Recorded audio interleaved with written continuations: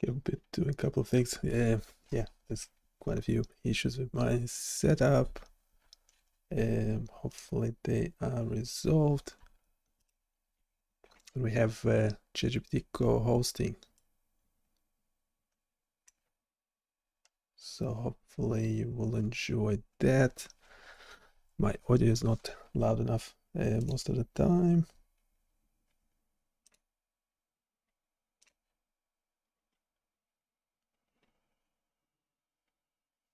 And in my OBS, I don't see the chat, which is a bit odd.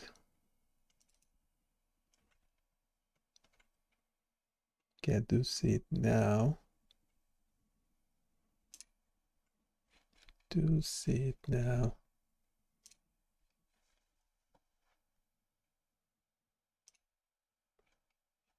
And let's see. Yeah, so we're developing this website. Go check it out. The link is in the chat or in the description of the video. So later I also edit these videos. So I have a bunch of tools, many around EEG. Yeah, this logo meant to be going to the home of the website. It's not actually working at the moment. We have this new menu that should help navigating through the site. Yeah, that sounds a bit funny. Yes, when you scroll down, it disappears. You scroll up, it reappears, and you can open and close it on the smaller screen. On the bigger screen, it just displays all the sections. So we have, we cover ethics and AI, brain and EEG, cardiograms, so ECG stuff. Yeah, it's not very convenient. This manual is this menu thing. Yeah, we have simulations and games. We have the current eye tracker that I'm currently using as my camera. So I'm only sharing my display. Even my display doesn't really fit. What else we've got? Simulations, yeah, imaging. We have this new Brain 3D. That's the volumetric data, takes some time to load, which is a bit unusual. Yes, we can, well, sorry, it's not unusual. It's about 30 megabytes of a nifty file. Yeah, it's still loading the, I forgot what it's called, the volumetric data. You can already scroll through the slices in each direction. Should be an extensive description at the moment, but the volumetric data is still loading, like loading forever. Yeah, should adjust the darkness threshold for my eyes. Yeah, it might work better.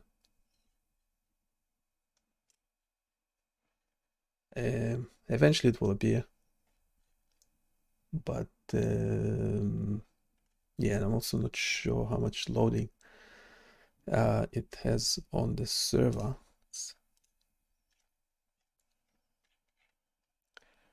We had some issues, some minor stuff with other tools that just stopped working. The cardio board, it's actually waiting for matplotlib, which we are not actually using. So I might actually jump straight into development.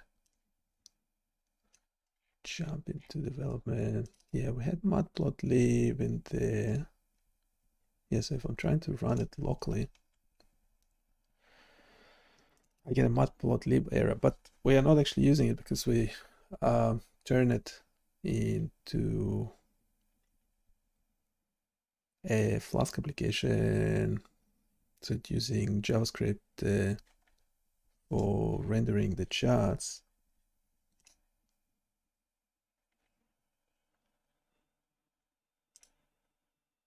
rendering the charts.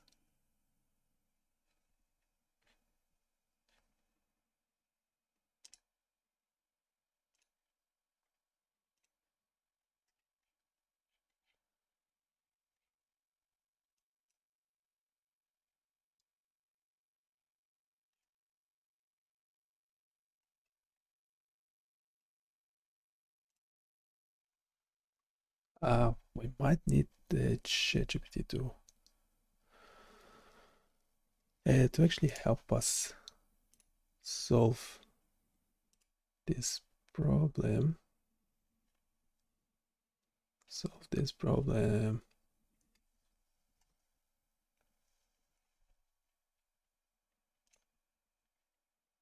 And let's see how we go about it.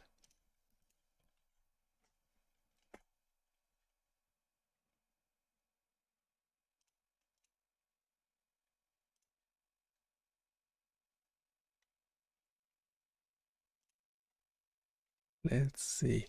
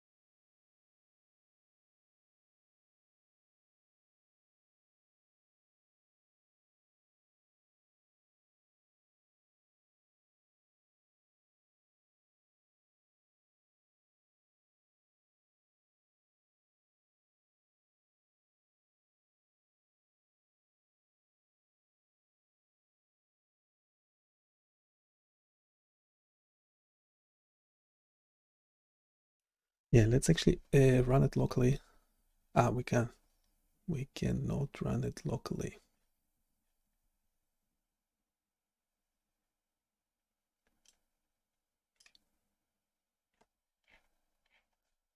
I was searching for a plot.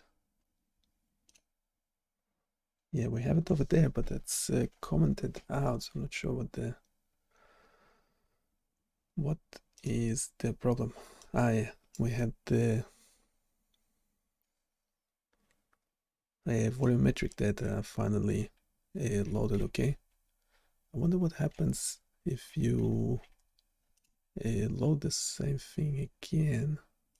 Yeah, it's loading it from memory now, and the memory should be, yeah, it's a whopping 452 megabytes in the browser.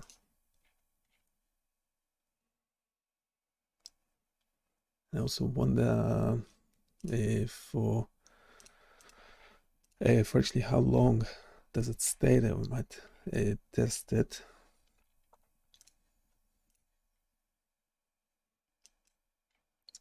Yeah, so we'll be doing introductions. Yeah, we have ChatGPT co-hosting, well, pretty much everything we do.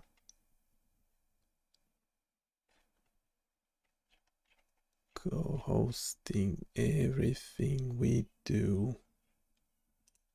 We have now a vision impairment tool.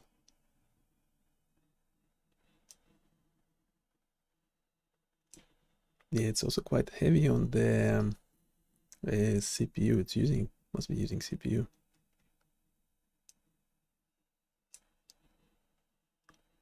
Simulations. Yeah, let's go back to the eye tracker.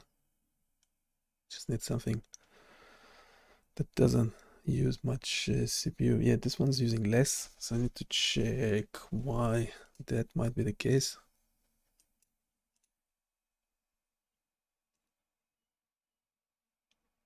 Hey, can you do short responses without using any dot points, so just continuous text? Because I'm actually using text to speech, so I want it to sound good when you speak. So no dot points, continuous sentences. Yeah, I wonder if it will understand dot points as actual full stop points. I'm still trying to see how smart it is. So we'll be developing in a second. We have a couple of issues on the website. Shall we just jump into it, or do we need to do an introduction?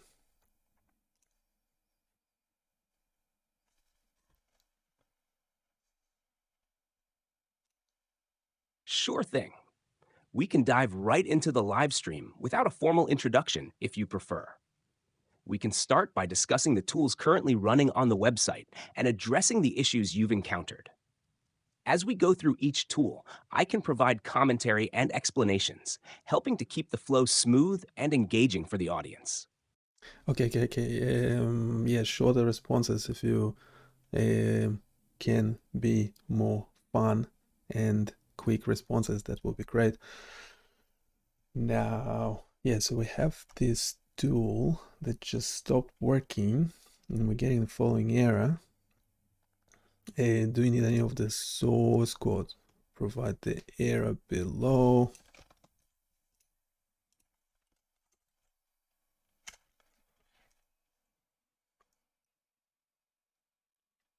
Classic issue. Ah, it looks like we've hit a classic issue. Python's telling us that As it a can't classic find the issue. matplotlib library. This Okay. usually happens when the required package isn't installed in your environment. The quick fix here is to install matplotlib by running pip install matplotlib. If you're running this in a virtual environment, make sure you're in the correct one before you install. Once you've got that sorted, try running your tool again. Okay. So first of all, we're not using virtual environments. If you can make a funny comment about it, go for it. Why virtual environments are not great. Also, I'm happy to install matplotlib on. I guess I was installing it.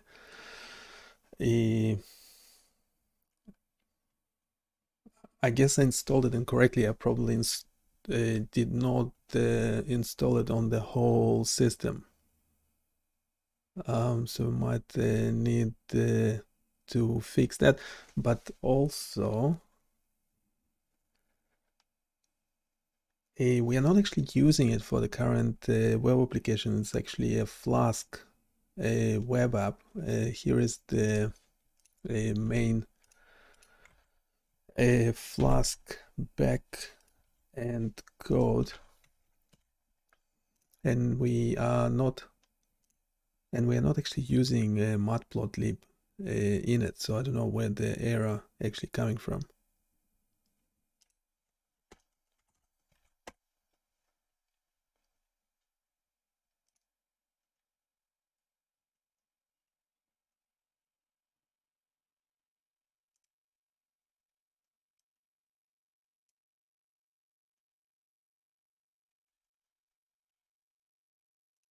So why the responses All are right, so long? let's dive in.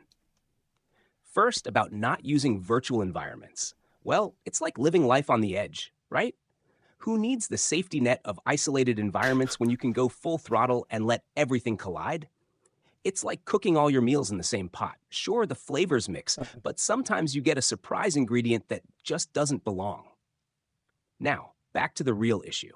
It looks like the matplotlib error might be a bit of a red herring. Since you're not actually using matplotlib in your Flask app, the error is likely coming from the fuzzy analysis module. That module seems to be importing something from skfuzzy, which in turn tries to pull in matplotlib. Even if Right. your app Okay. doesn't directly use matplotlib, the library dependency is still there because skfuzzy expects it to be available. So, we have two That's ways to interesting. tackle this. First, go ahead and install matplotlib system-wide using pip install matplotlib. That should resolve the immediate issue with the import. Second, if you're sure you don't need matplotlib, you could try looking into fuzzyanalysis.py to see if you can refactor it to avoid that dependency altogether. But that might be more work than it's worth if skfuzzy really needs it. Let's get matplotlib installed properly and see if that clears things up. If the error persists, or if you're feeling adventurous and want to dive deeper into the code, I'm here to help. Ready to roll? We don't mind diving deeper into the code in general, but only if you have any really good suggestions. I'll place the code in the bottom for your reference. But yes, we are happy to install matplotlib properly system-wide.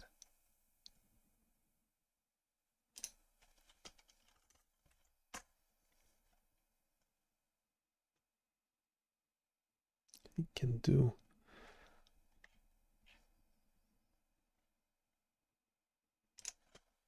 Thanks for sharing the code. It looks like fuzzanalysis.py is heavily dependent on the sfuzzy library, which in turn pulls in matplotlib for some of its visualization features, even if you're not using them directly in your application. Since you're not using matplotlib in your Flask app and it's only being pulled in through the sfuzzy library, the simplest and most straightforward solution would indeed be to install matplotlib system-wide. However, if you're up for a bit of code diving, here's a thought. If you're absolutely certain that you don't need any of the visualization features from sfuzzy, you could potentially try to strip out those dependencies. But given that sfuzzy is designed with matplotlib as part of its core functionality, that might be more trouble than it's worth, like trying to bake a cake without flour. It might be more practical to just go ahead with the matplotlib installation. Yeah, you're probably correct. Let's install matplotlib system-wide.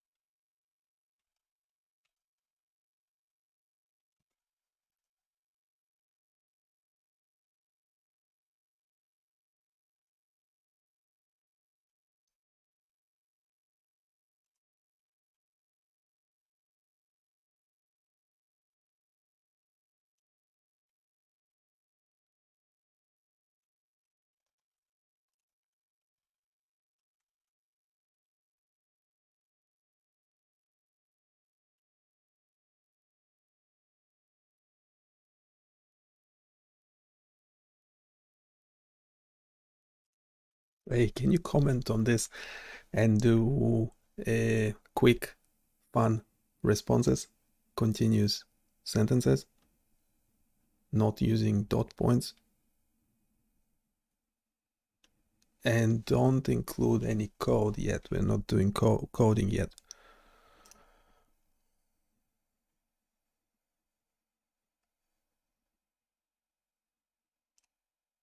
Awesome.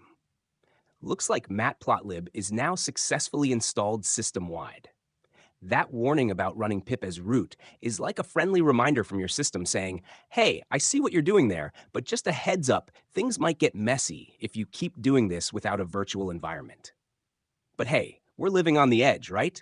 You've got matplotlib installed, and that's what matters right now. Let's go ahead and fire up your Flask app again and see if everything's running smoothly. If any other quirks pop up, we'll handle them in stride. But for now, it's full steam ahead.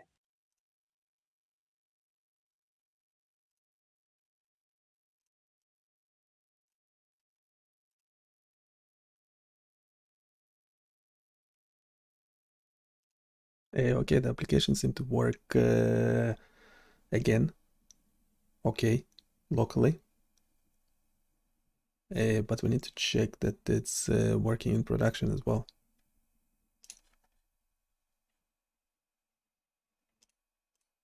Shall we just do it straight away?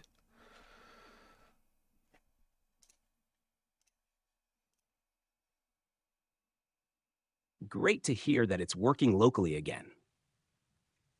Now, let's make sure it's running smoothly in production too.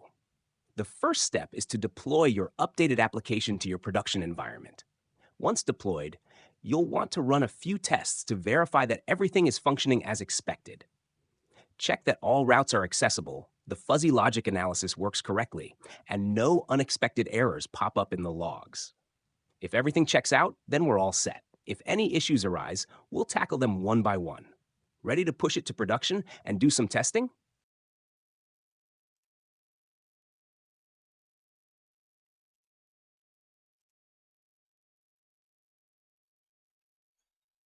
Why do I need to push it to production? It's already deployed.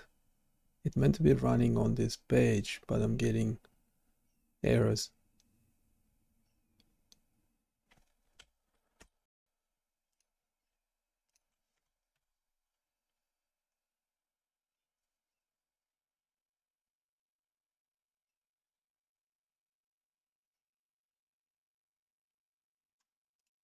Can you explain, considering we haven't actually changed the code, so why do we need to redeploy?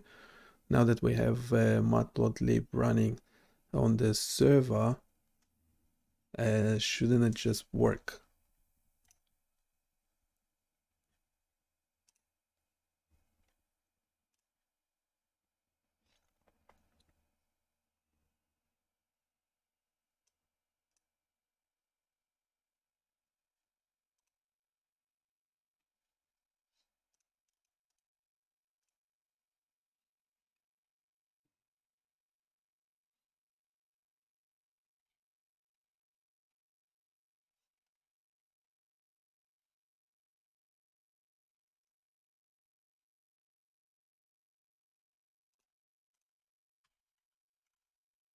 Should we run it from here as well? Not sure what's going on.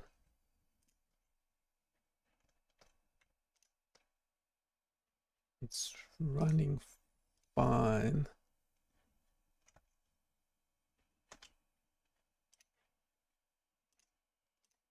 Thanks for the clarification, and you're absolutely right. If the code hasn't changed and matplotlib is now installed on the server, it should theoretically just work without needing a redeploy.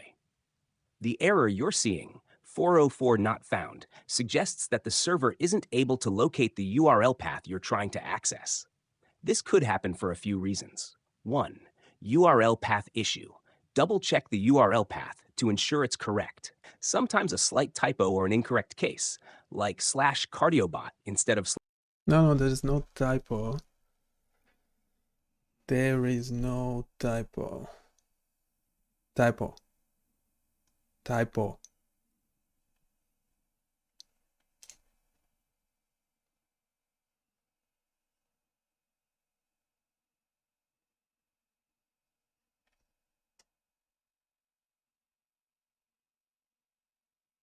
Yeah, we need that file. That's a good suggestion.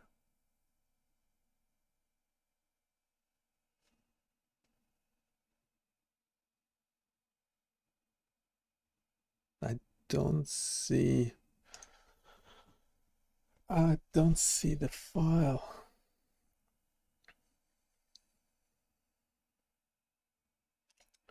We had some code that allowed us to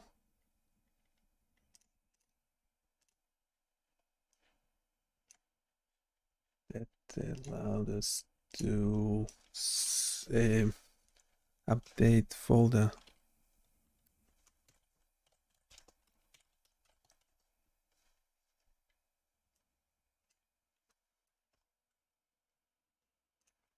It would be a text.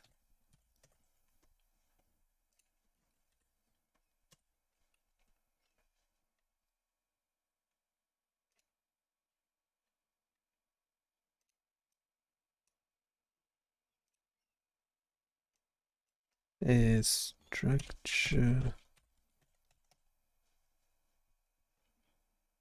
would be in any info file.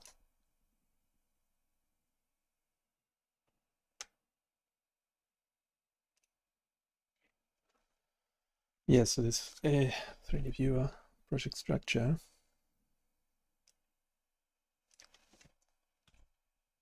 Yep, that's the one. So in cardiobot, let's actually clear this quickly.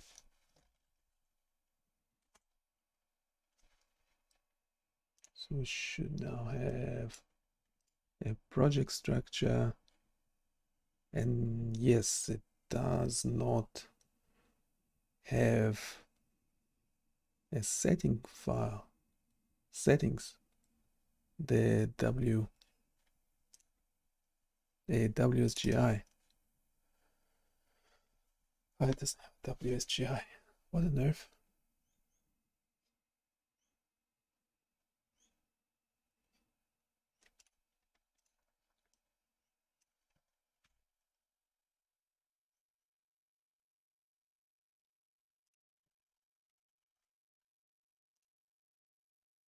Are we missing a WSGI file?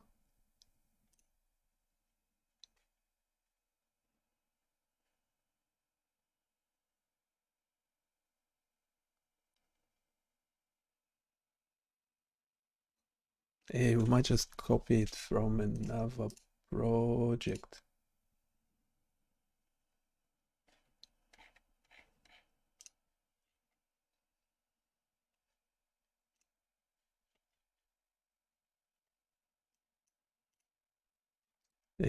Can we also check? Let's close that for a sec. We'll check the configuration.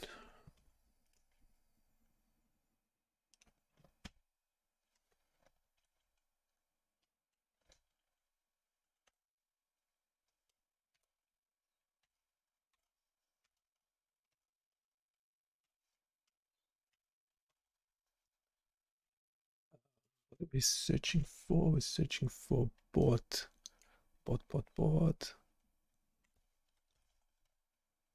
Yeah, we have CardioBot.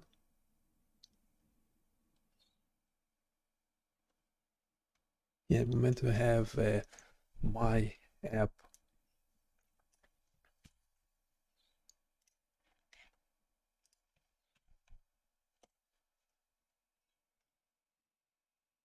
What are you updating memory for? It's a bit odd.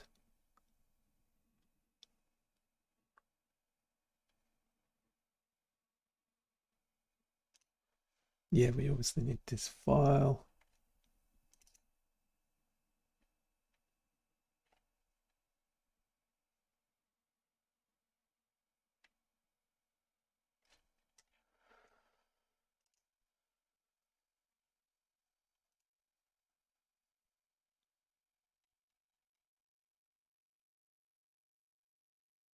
Shall we take it from Brain 3D?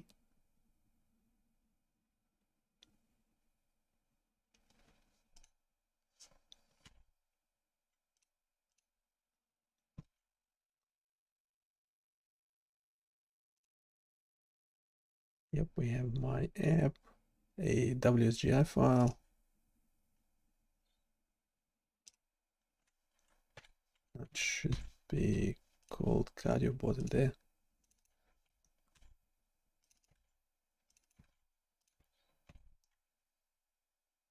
Pretty sure we had this working before. Okay, that won't work anymore. This would still not work. Yet those settings are correct.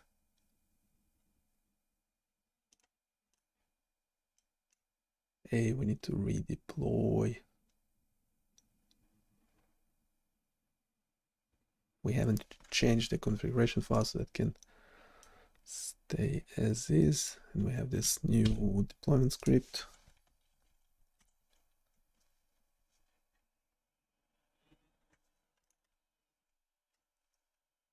Right, it's working again.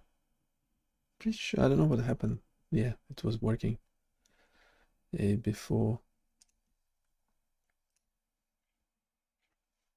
Yeah, there is the video of me using it in production before as well. So I don't know what happened with that tool.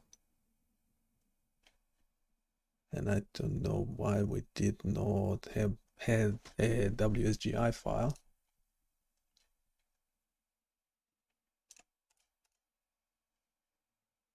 Here we have the project structure. Let's update it actually. So that's working well. A WSGI file is there. We can play this game. So we tested it. Okay, put it in the chat, put the link in the chat, just so you know which one we covered in this video so far.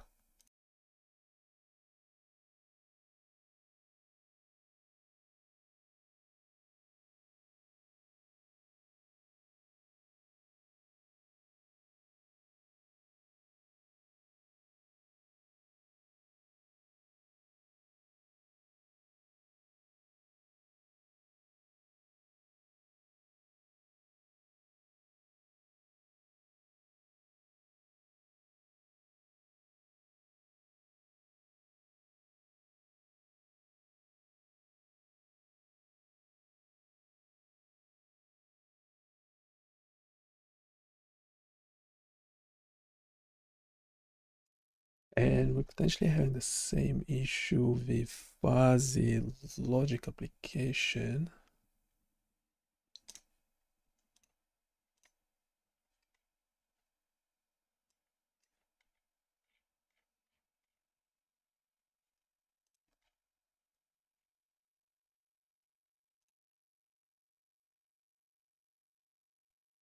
Hey, we do have the WSGI file. That's a good start.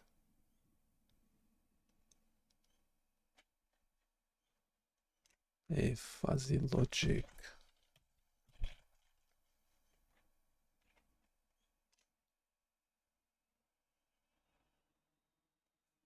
It's actually working.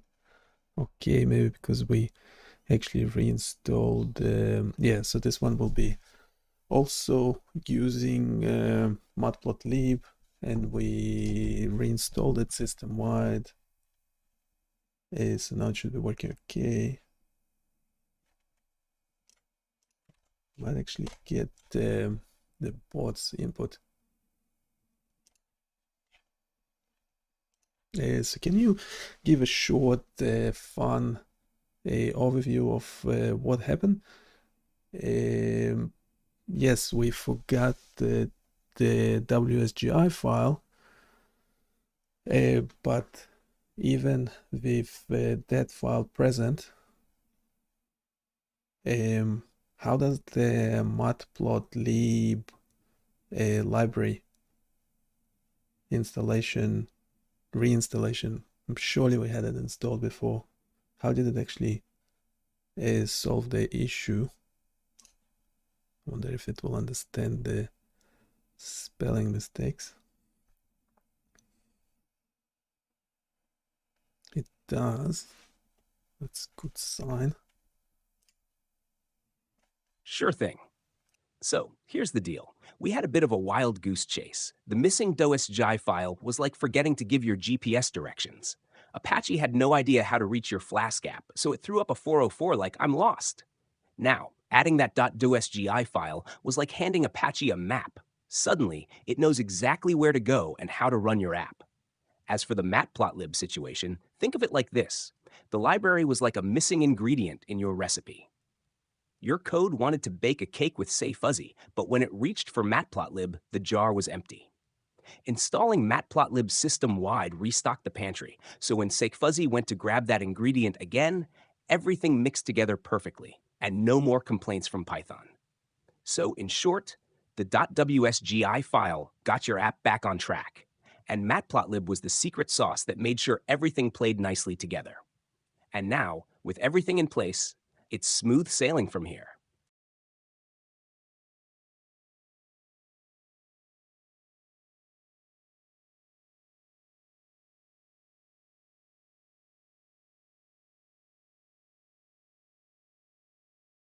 When I'm testing, do I have to test it on a different network, not where I am actually running the server? Should I be testing on a phone that has a different network connection?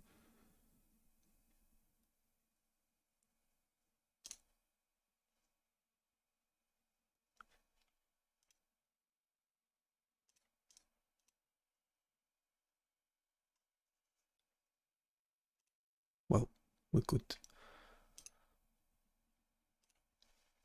Testing on a different network is a good idea, just do it. especially if you want to simulate how users will experience your site from outside your local environment. When you're connected to the same network as your server, certain issues like network routing, DNS settings, or firewall configurations might not show up because everything is local and potentially more permissive. By testing on a different network, such as on your phone using mobile data, you're seeing what a real external user would see. This helps ensure that your server is correctly accessible from outside your local network, that your domain name is properly resolving, and that there are no hidden network issues. So, yes, testing from a device on a different network is a smart move to make sure everything is truly ready for the public.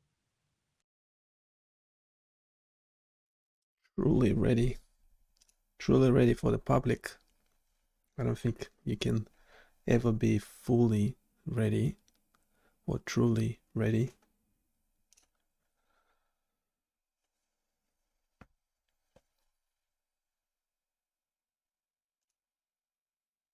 You're absolutely right. Truly ready is more like a moving target in the world of web development. There's always something that could be improved, optimized, or tested just one more time. Being ready is really about reaching a point where your application works reliably, your major bugs are squashed, and you're confident that most users will have a good experience.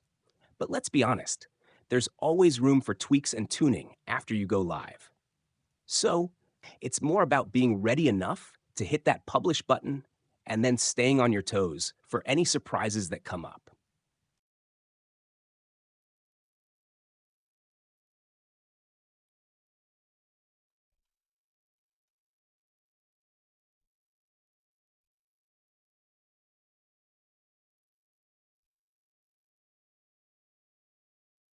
It's really annoying that on the mobile, that notification by Google, yet this one here is on the top of the page. I don't know why, it's pretty annoying. Don't like it.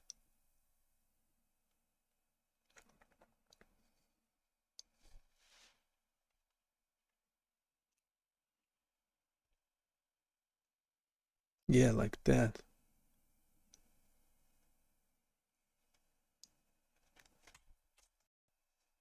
What's up with that?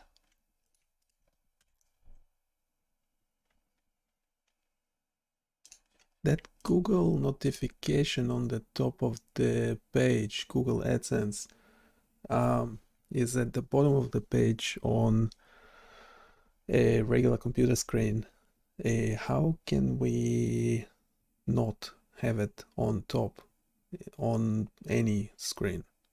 Is it possible? Any suggestions? I'll be going places now.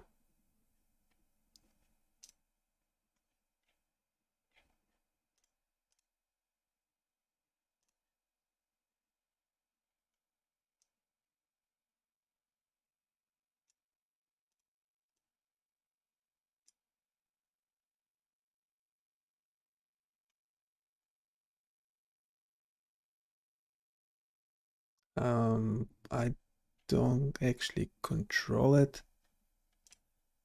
Okay, without generating any code yet, I'm not actually controlling that notification. That's being automatically added to the site.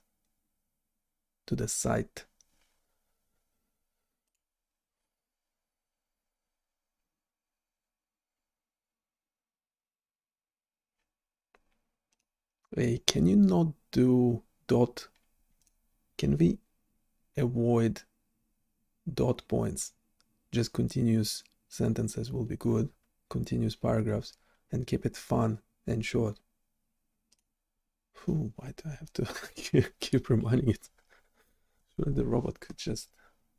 It's updating the memory every now and then, but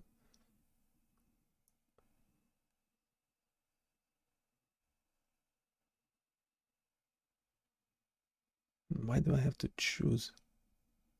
Just go for one this minute. Got it. Since the notification is controlled by Google AdSense and automatically added to your site, you don't have direct control over where it appears. But all is not lost. You can dive into your AdSense settings and see if there are options to influence where those ads or notifications land, especially on mobile. Sometimes responsive ad units can help them adjust more gracefully depending on the screen size. If those options are available, they might give you a bit more say in how things look without having to touch a line of code. It's a bit like trying to nudge your car into a better parking spot without actually getting out of it. Small tweaks can make a big difference. If there's anything more specific you want to explore, I'm here to help you navigate it.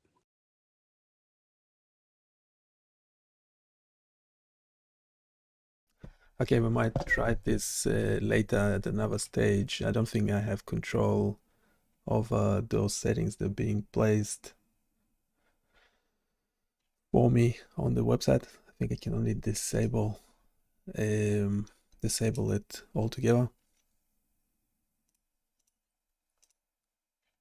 We will just go over the site, do any minor tweaks. For example, we want the logo to link to the main page.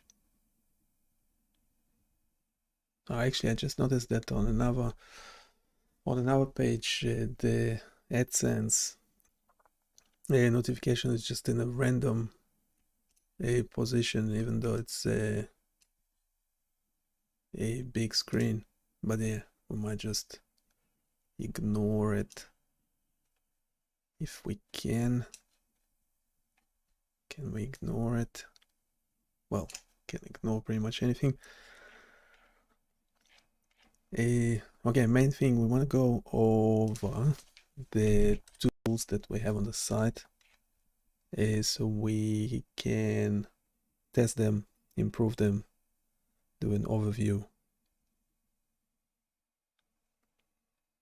But keep your responses short and quick. Remember that you are co-hosting a video stream.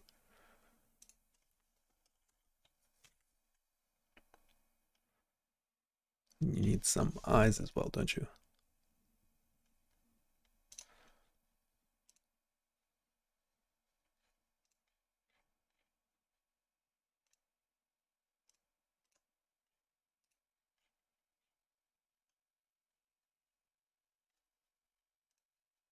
All right, let's dive into the site and make sure everything is polished. First up, let's fix that logo so it links back to the main page. Quick and easy win. The AdSense issue is a bit of a wild card, but if it's not breaking anything, we can just roll with it for now. We'll focus on giving the tools a solid test run, making sure everything is smooth, and then tweak anything that needs a bit of love. Let's get started and keep things moving.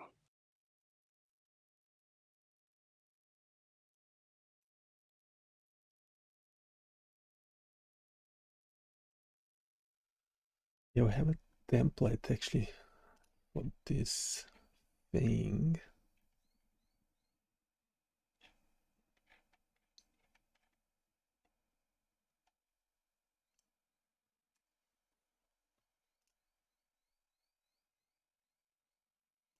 What do you think about the GitHub Copilot actually doing the coding for us and you providing instructions essentially to another robot? What do you think about that?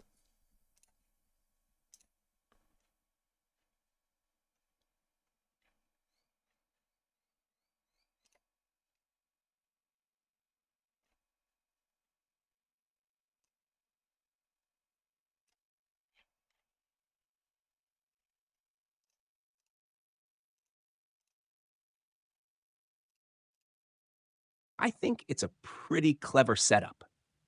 Using GitHub Copilot to handle the grunt work of coding while I act as the project manager, giving instructions and guiding the process, is like having a well-oiled machine working in harmony.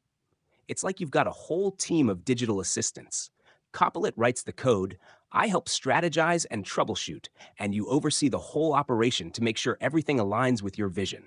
This way, you can focus on the creative and big picture aspects without getting bogged down in the details, while still having full control over the direction of your project.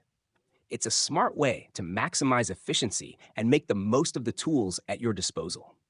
Plus, it keeps things fun and interactive, like a high-tech relay race where each tool plays to its strengths.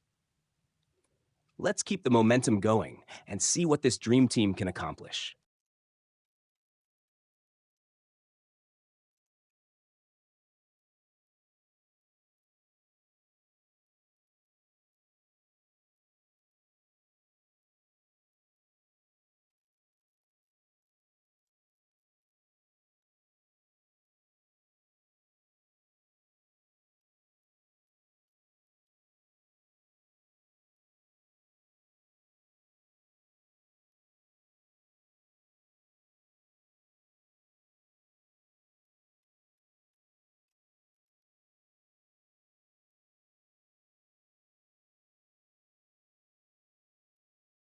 Yeah, we actually.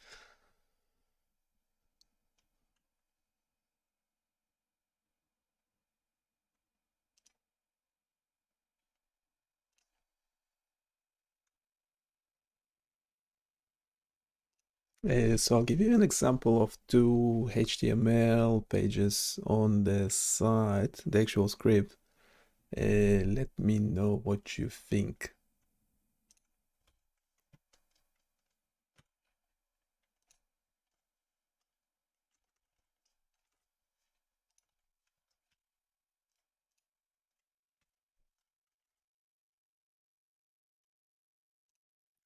The second one is the main landing page.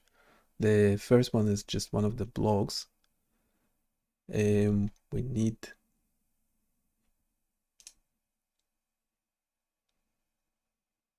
to do improvements. The header, can you comment on the head section of each HTML? Could you also generate one for the landing page based on the head section example template of the HTML for the blog?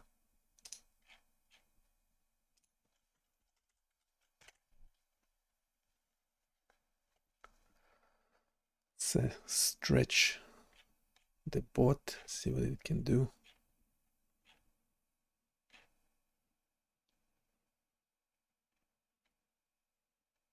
Yeah, it gets it. It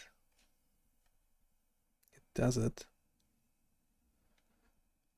Yeah, publish date doesn't really matter. Yeah, we have all the sections in there.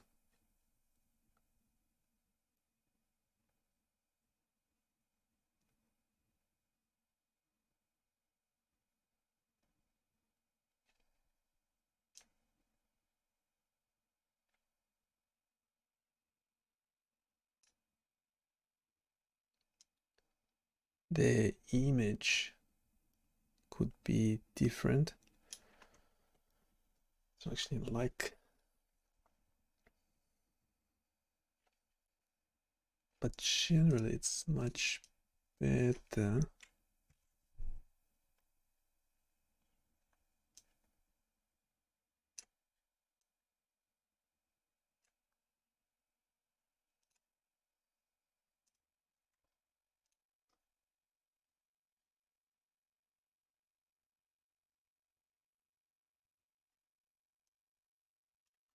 We have the logo,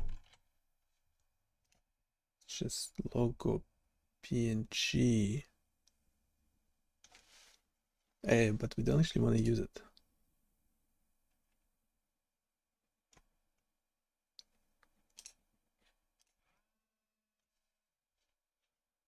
We don't want to use it.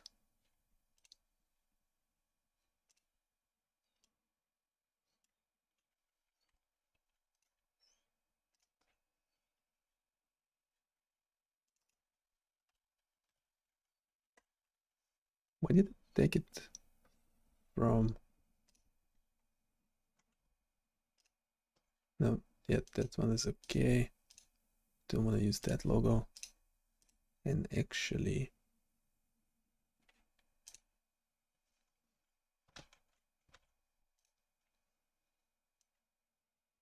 can we just check all the images? No, we cannot. Well, we can not do it from production.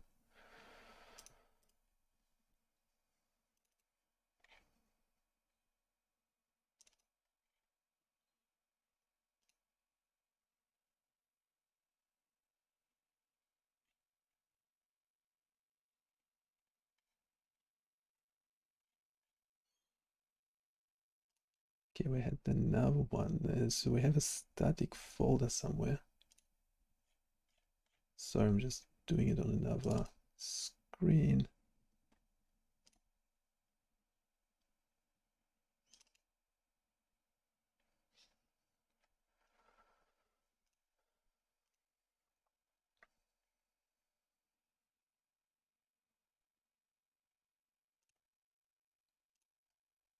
Yeah, I want to use this one. Is relative path.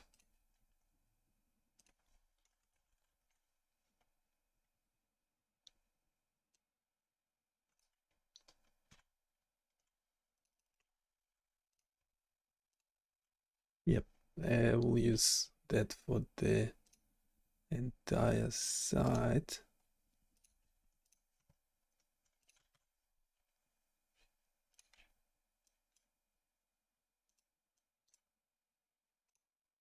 It should work better when shared.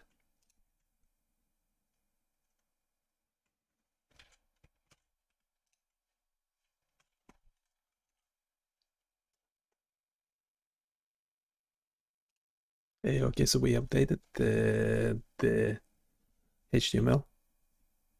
We updated the HTML. What's next? We want to sort out that logo bit as well. And if you have any other suggestions, do let me know. Keep it fun and short responses.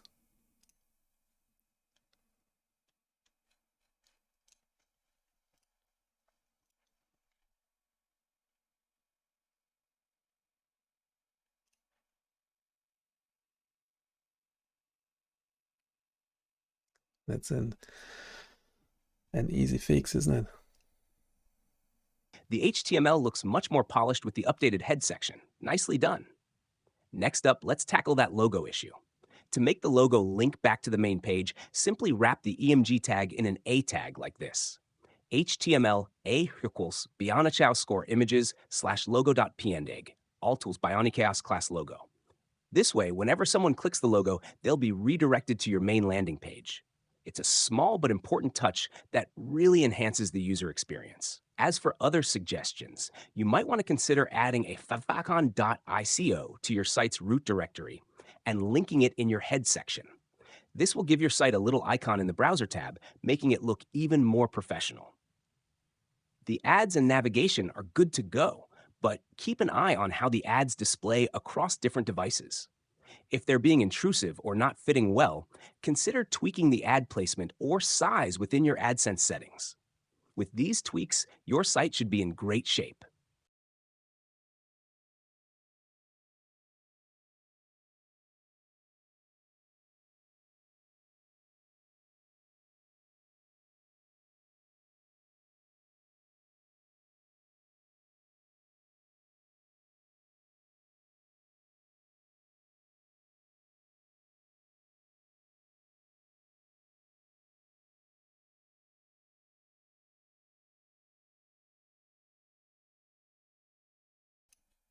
I do have that icon already, so it's working fine in production. I don't know, it might not be working when testing locally or something, but that's not a big problem, is it?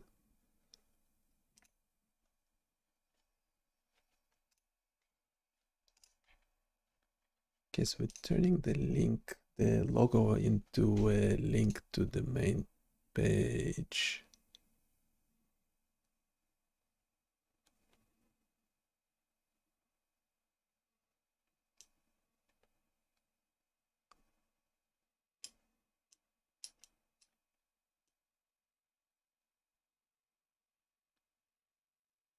Is it actually?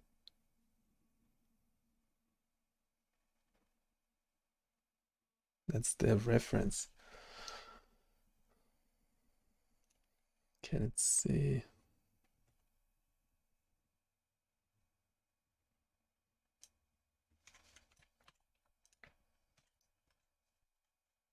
So should we just change it everywhere on the site?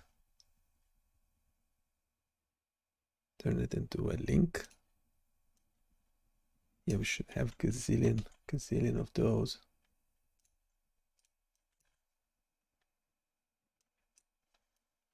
It's the search. It's all 65. Yeah, it's roughly correct.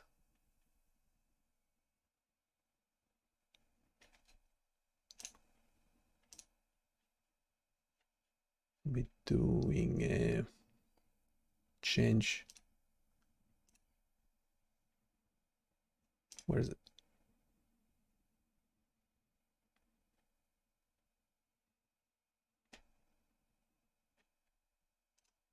Replace.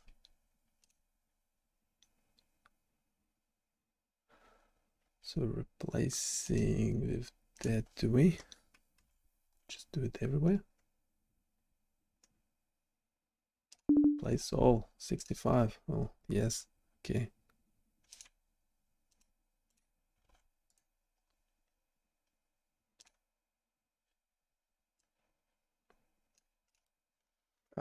It needs to be formatted. But that's okay. I can do it later. Hey, let's check it locally first. I'll run it in a local server, so that one still works. And yep, that goes back to home, and so it should be fine. Yeah, we changed it everywhere.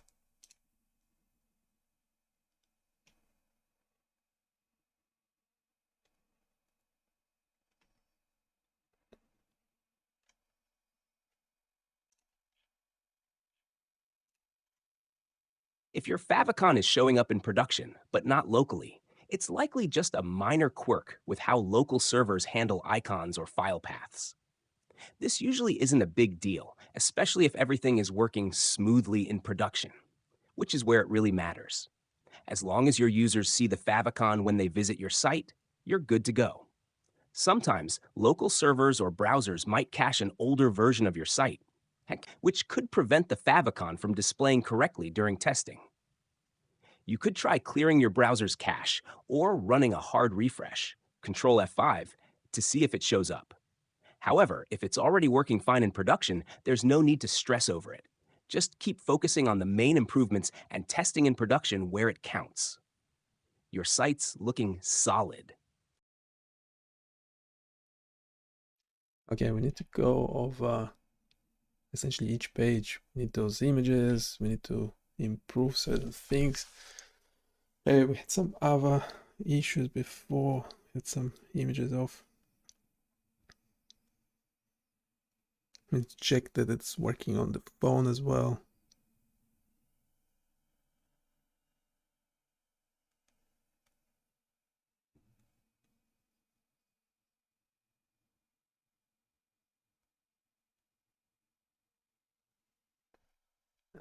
Yeah, there's a few issues on the phone.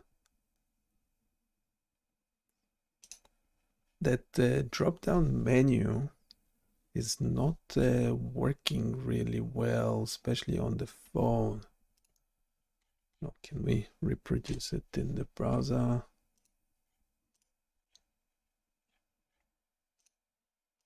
Yeah, it's not working well on the touchscreen. I don't know what the problem might be.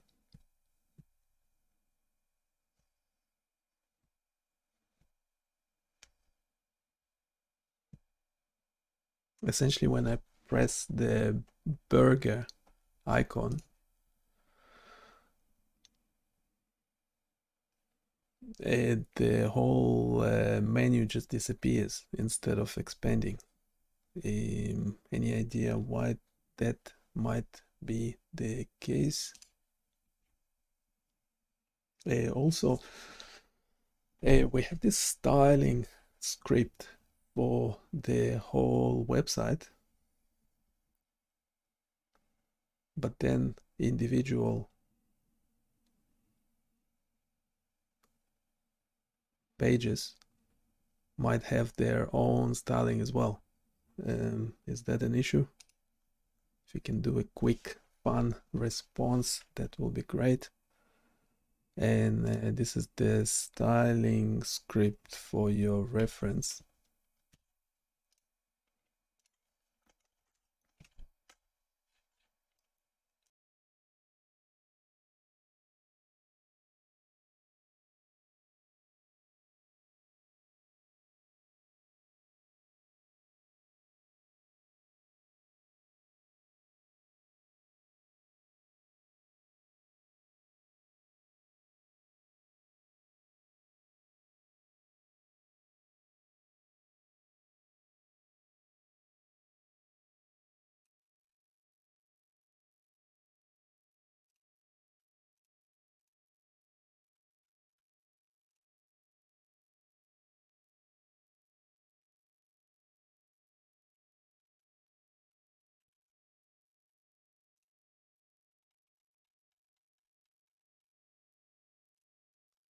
It sounds like your burger menu is misbehaving, especially on touchscreens. And that's definitely something we want to fix for a seamless user experience. When the burger icon is pressed and the menu just disappears instead of expanding, it's likely due to a conflict between how the JavaScript is handling the toggle action and the specific behavior of touch events. To reproduce this issue on your desktop browser, you can use the browser's developer tools to simulate a mobile device. In Chrome, press F12 to open Developer Tools, then click on the mobile device icon, top left of the Developer Tools to toggle device mode. From there, you can choose different devices to simulate, like a smartphone, and see how the burger menu behaves when you tap on it. This will mimic how the site would work on an actual touchscreen. As for why the menu might disappear instead of expanding, the issue could be due to several reasons. 1. Event handling. Touch events, like touch start, might not be correctly handled, leading to unintended behavior when tapping the burger icon. If the menu is set to toggle its display using something like display none and display block, a misfire in event handling could be causing it to close right away. 2. CSS conflicts. If individual pages have their own styling that differs from the global style sheet, there might be conflicting rules that affect how the menu behaves. For example, if the menu's visibility or positioning is being overridden by page-specific styles, this could cause it to disappear when it should be expanding. 3. JavaScript logic. The script controlling the menu might be running into issues with conditional checks or state management. If, for example, it's checking the screen size or the current visibility state of the menu in a way that doesn't account for touch events properly, this could explain why the menu isn't functioning as expected. To resolve this, here's a fun approach. 1. Focus on event handling. Update the JavaScript to ensure it properly distinguishes between click events on desktop and touch events on mobile. You might need to add specific listeners for touch start or touch end events to handle touch screens correctly. 2. Consolidate styles. Ensure that global styles are not being overridden by page-specific styles, especially when it comes to the visibility and positioning of the menu.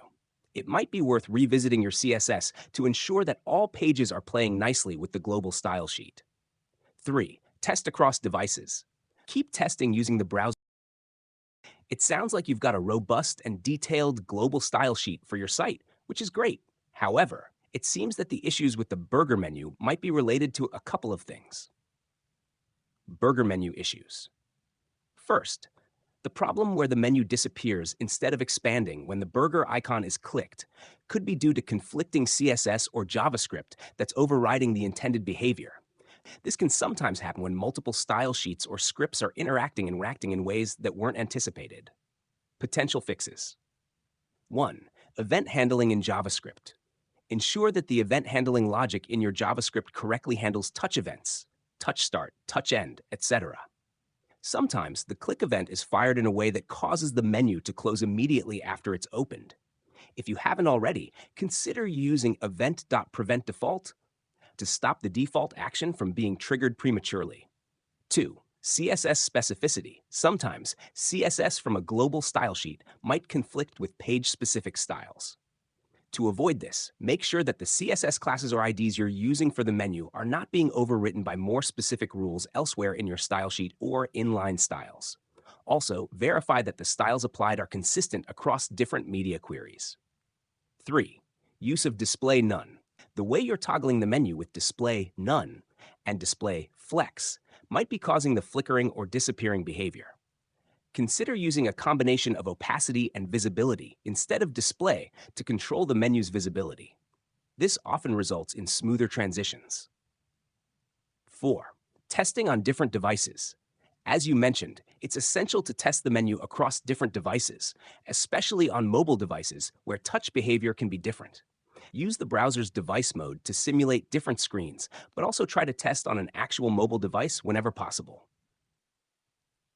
Isolated styling for pages. Having individual styling for each page is fine, but be cautious about creating conflicting styles that might override global styles. You can avoid this by 1. Using specific selectors. Make sure your page-specific styles are highly targeted using classes or IDs that are unique to those pages. 2. Order of style sheets. Ensure that the global style sheet is loaded before any page-specific style sheets. This way, the global styles can serve as a baseline, and page-specific styles can be more easily managed without unintentionally overriding important global styles. 3. Scoped CSS. If you want to be extra careful, consider wrapping page-specific styles in a unique container class. This limits the scope of those styles to a specific section of the page, reducing the risk of unintended overrides. Final thoughts. Your global style sheet is well organized and thoughtful, but like any complex system, it requires careful handling to ensure everything works harmoniously. By focusing on specificity and testing thoroughly, you should be able to resolve the burger menu issue and ensure that individual page styles don't interfere with global styles. Let's keep it fun. Think of debugging as solving a puzzle, each piece bringing you closer to the full picture.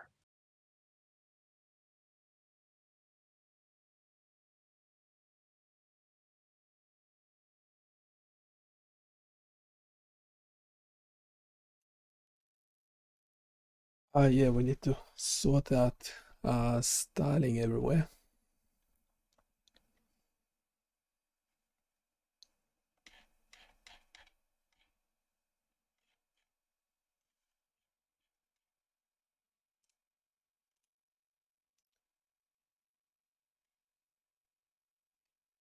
And we probably can remove the main.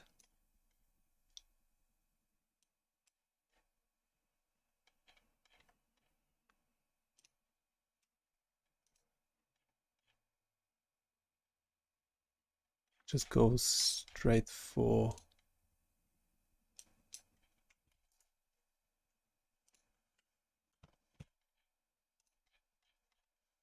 the elements.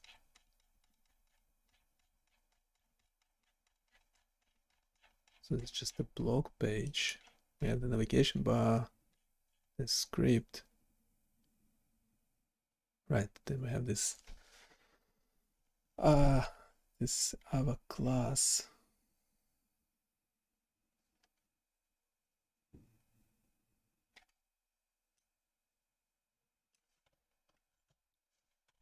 Do we have text?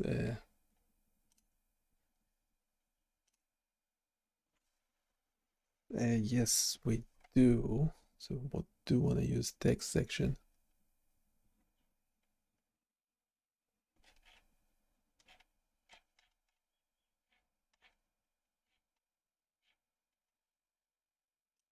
We don't have main.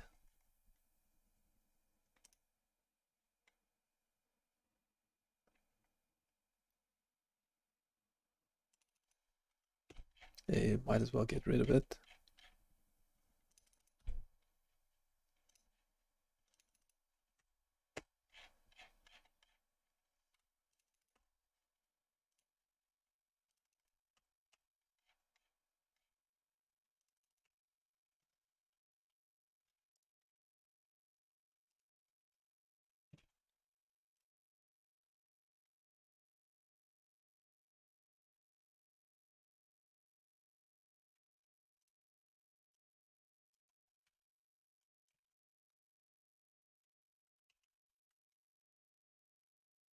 Do we have any main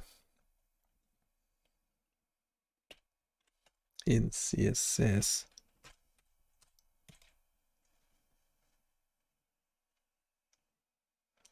A main container, which kind of makes more sense.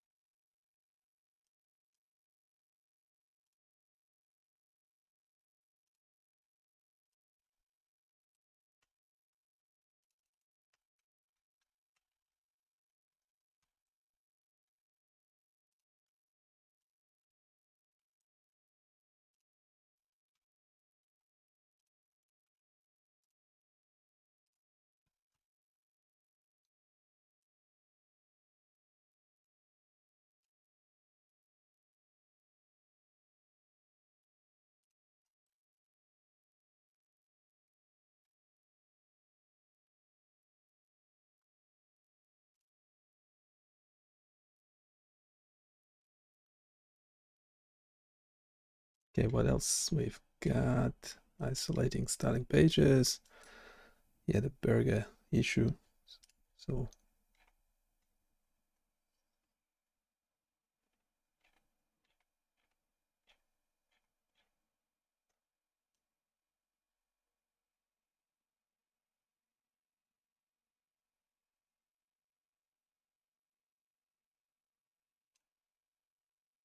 yeah, we also have this Python script that's actually checking the site.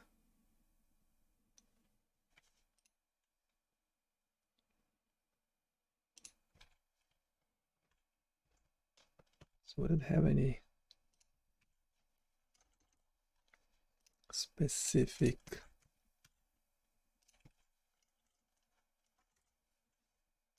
do we have any specific suggestions for the above code? Because we keep it short and fun, because we might want to move on doing other things.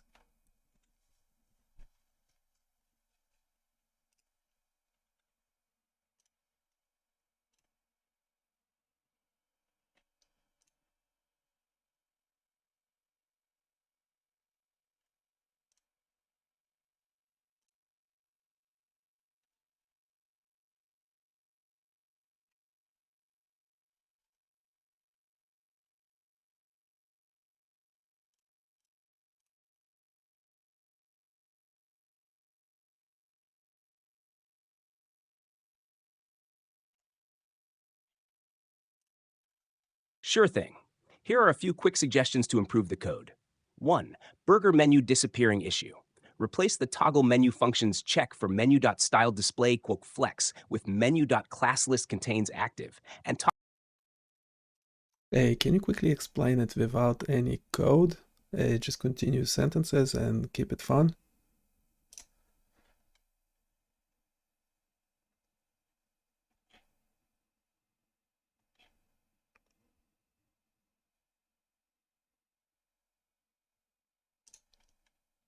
Absolutely. So, imagine your burger menu is a bit shy. It doesn't always want to stay open when it's supposed to.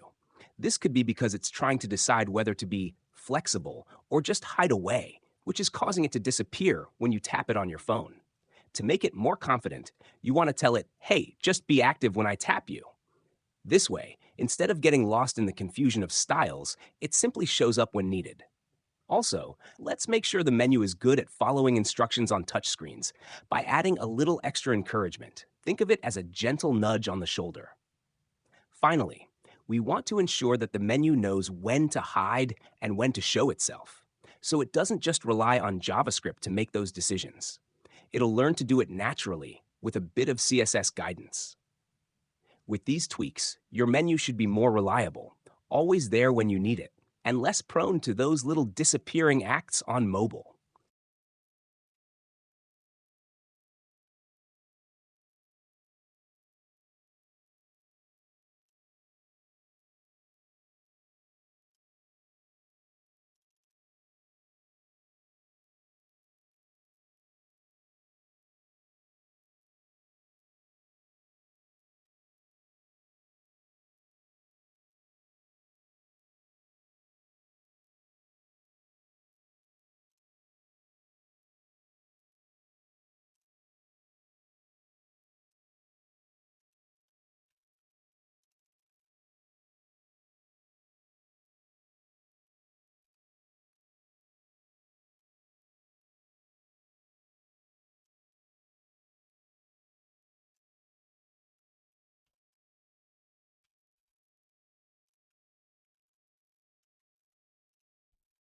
So can you improve this script and update it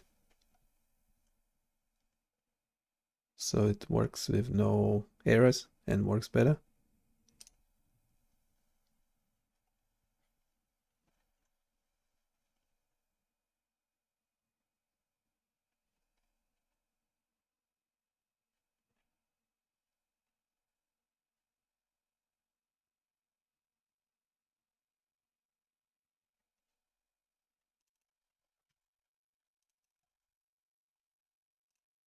There's quite a few.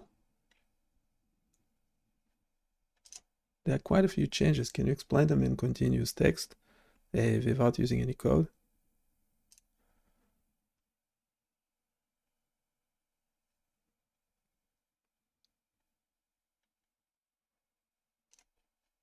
Certainly.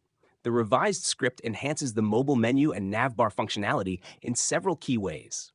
First, it improves how the menu's visibility is managed by accurately determining whether the menu is currently displayed using the computed style, rather than just checking its inline style. This ensures the menu visibility check is consistent, even if styles are defined in a separate CSS file. Next, the script improves accessibility by properly managing the ARIA expanded attribute, which helps screen readers understand whether the menu is open or closed, making your site more user-friendly for those with visual impairments. Additionally, the script now ensures that the menu is correctly displayed based on the screen size as soon as the page loads. This is done by initializing the menu state right when the page is loaded, so users don't run into issues where the menu doesn't appear as expected when they first open the site. Finally, the navbar's behavior during scrolling has been fine-tuned. It will smoothly hide when the user scrolls down and reappear when they scroll up, providing a more polished and responsive user experience.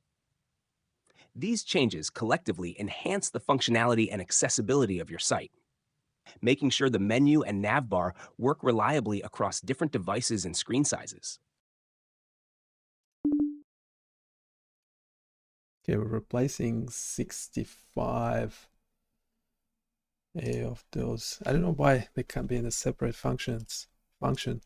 So I'm replacing 65 of these scripts in 65 HTML files. I don't quite understand why they can't be just placed in a separate function single time, only one time only. I did try it before, it didn't work. But yeah, if you can make a quick fun comment on that, and then we move on actually modifying the CSS. This is what I currently have. I didn't make any changes to it yet.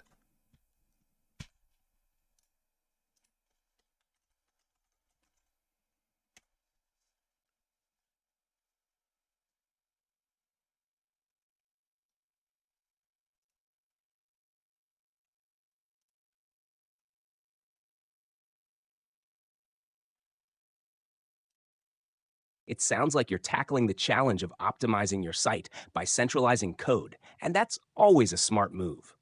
The reason why placing the script in a separate file or function might not have worked before could be due to how the browser was handling the scope and loading order of the JavaScript, particularly if the functions were needed to run immediately when the page loads. Each HTML file might have been expecting the script to be embedded directly within it, leading to issues when the script was only loaded externally or separately. By centralizing the JavaScript, you can reduce redundancy, making updates easier since you won't have to change the same code in multiple places. But to do this successfully, you'll need to ensure that the script is properly linked in each HTML file and that the functions are accessible in the right scope. Also, make sure that your JavaScript file is loaded at the right time, either in the head with defer or at the end of the body, to ensure that the DOM is fully loaded before the script tries to interact with it. As for your CSS, it's looking solid. Your use of CSS variables, custom properties, makes it easier to maintain consistent colors and styles across your site. This approach is great for managing themes and ensuring a uniform look throughout. If you're considering tweaks, perhaps think about enhancing responsiveness further or optimizing the mobile experience, as that's often where users encounter the most issues. Let me know what specific changes you have in mind for the CSS, and we can dive into making them.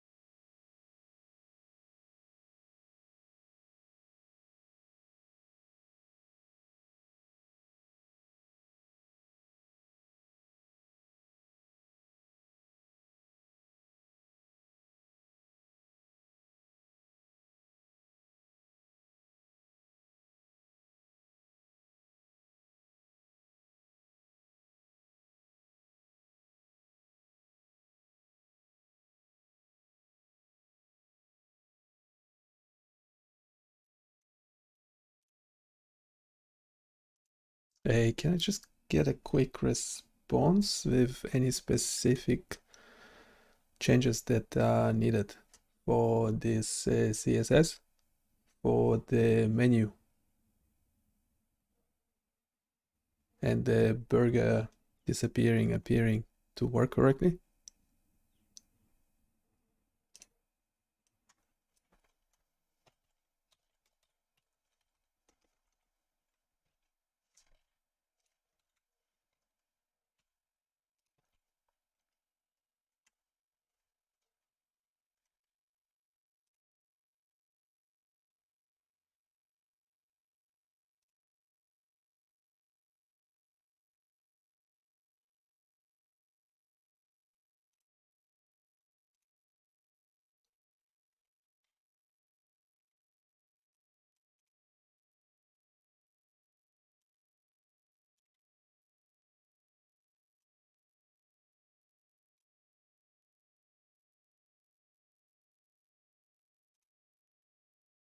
So no changes to this script, is that correct?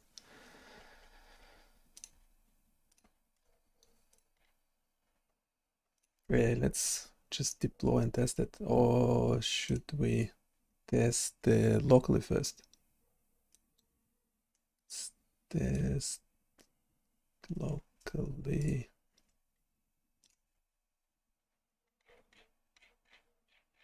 Okay, so it's disappearing, appearing. Yeah, that bit. That's the bit.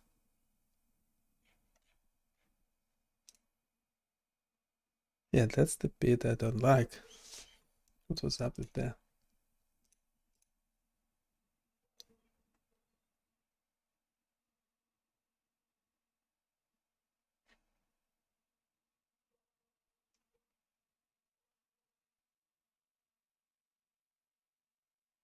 What just happened?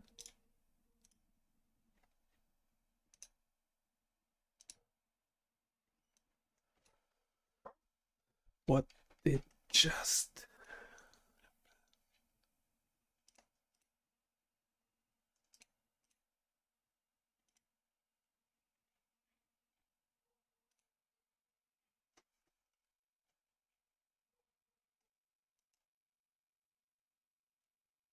Yeah, it still disappears. That's not good, is it?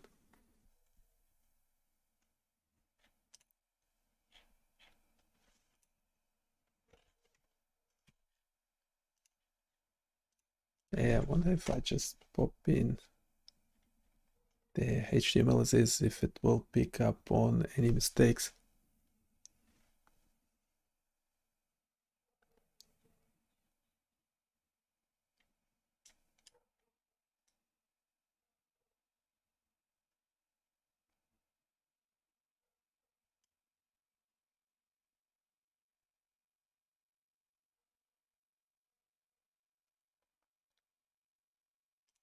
Should I be able to test this locally or only in production? Well, anyway, when testing locally,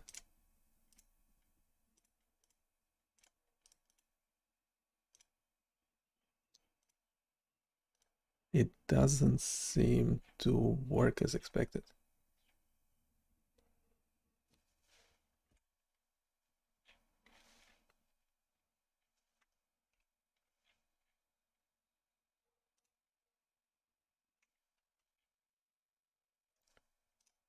Specifically, can we make sure that when clicking on the burger bar, the whole thing doesn't just disappear?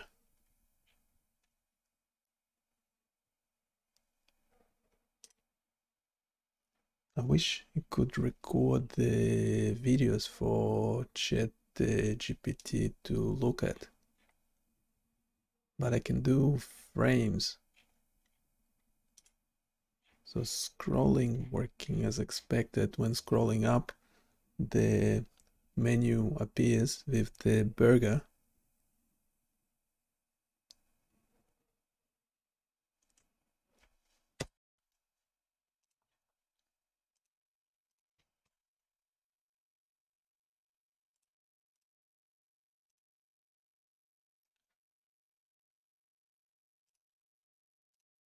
But when clicking on the burger, instead of the expanded menu to appear,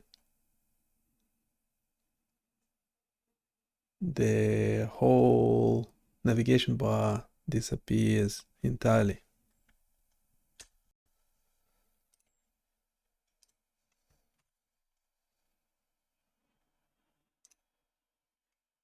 To check the code somehow.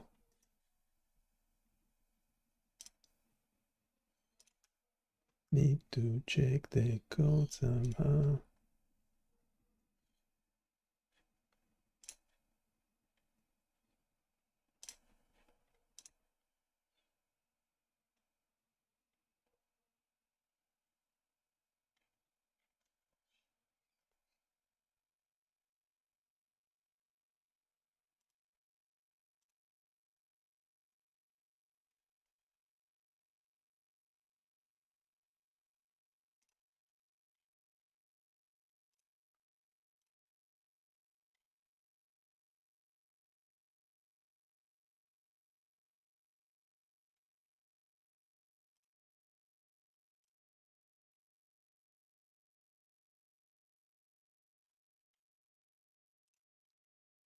It seems that there is an issue with the navigation bar and the burger menu disappearing when you click on the burger icon. This problem might be related to how the script is handling the display of the menu when the burger icon is clicked. Here's what could be happening and how you might address it. 1. Toggling issue. When you click the burger icon, the script is supposed to toggle the visibility of the menu. However, instead of just hiding or showing the menu, it might be hiding the entire navigation bar. This can happen if the logic in the script inadvertently affects the entire navbar element rather than just the menu. 2. Scroll interaction. The scroll event listener hides or shows the navbar based on the scroll direction. If the burger click event triggers right after a scroll event, it might cause the entire navbar to disappear instead of toggling just the menu. 3. Testing environment. Since you're testing this locally, make sure that all necessary CSS and JavaScript files are correctly linked. Sometimes issues like these might arise due to caching or local environment setup discrepancies that don't mirror the production environment perfectly. 4. Cross-origin and resource blocking. The console errors shown in your screenshots indicate that some resources, likely ads or third-party scripts, are being blocked. While these errors shouldn't directly affect the menu's behavior, they could contribute to issues if your script depends on resources that aren't loading correctly. Potential fixes. It looks like you've implemented a script to handle the burger menu and navbar behavior, but you're encountering issues with the navbar disappearing when the burger icon is clicked. Here's a quick review and a couple of suggestions to help resolve the issue. Key points. 1. Toggle function. Your toggle function is designed to switch between showing and hiding the menu, menu.style.display, but it might be conflicting with the scroll logic if both are trying to change visibility at the same time. 2. Scroll event. The scroll event listener is controlling the visibility of the entire navbar by adding and removing the hidden class based on scroll direction. If this class is interfering with your toggle logic, it could cause unexpected behavior when clicking the burger icon. Suggestions. 1. Ensure the hidden class only affects the navbar. Make sure the hidden class only applies to the entire navbar and not individual elements like the menu. The hidden class should be defined in your CSS to only hide the navbar when applied, not the menu itself. 2. Modify the toggle function to handle navbar state. To avoid conflicts, you might want to check if the navbar is hidden before toggling the menu. If the navbar is hidden, show it first, then toggle the menu. 3. Check for conflicting CSS. Review your CSS to ensure that there aren't any rules that might be overriding or conflicting with the styles applied by your JavaScript, especially regarding the display property. 4. Debugging with logs. Add some console.log statements inside your functions to check the state of the navbar and menu when each event is triggered. This can help you see exactly what's happening when you click the burger or scroll. Adjusting the function without code. Adjust your toggle logic to ensure it only affects the menu and does not interfere with the navbar's hidden state. Consider separating the logic that controls the visibility of the menu from the scroll logic so that they do not override each other. These steps should help in ensuring that the burger menu behaves as expected and does not inadvertently hide the entire navbar when clicked. If you continue to have issues, debugging with logs will be the most effective way to pinpoint where the conflict is happening.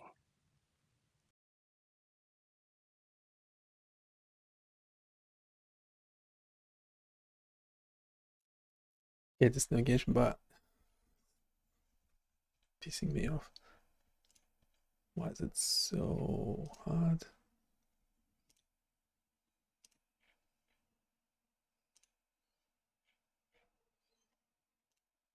Yeah, it's just disappearing.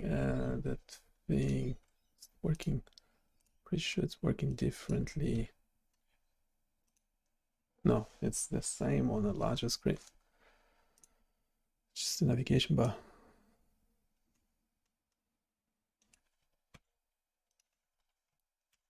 Just realized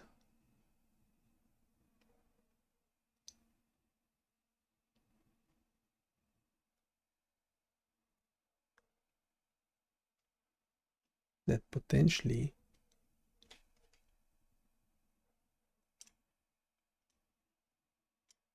1, 2, 3, 4, 5, 6, 7.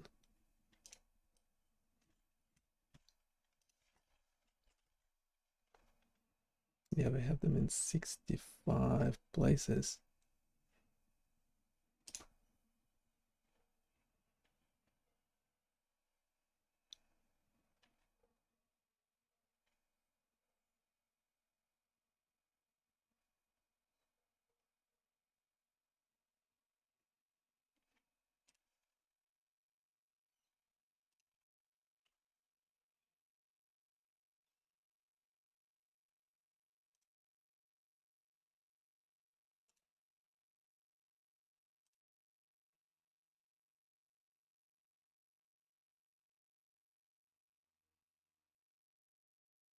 Okay, why are they different?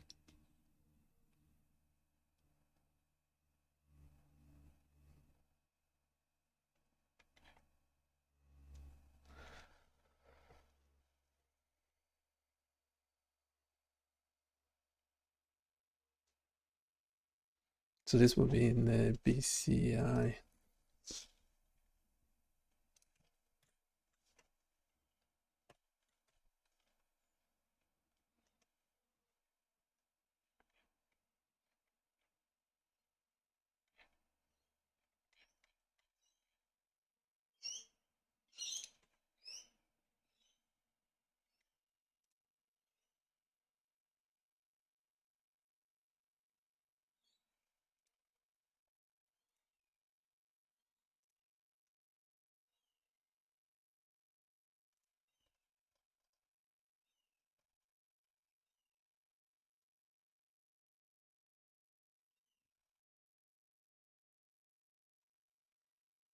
Okay, we stuffed something up. Let's see.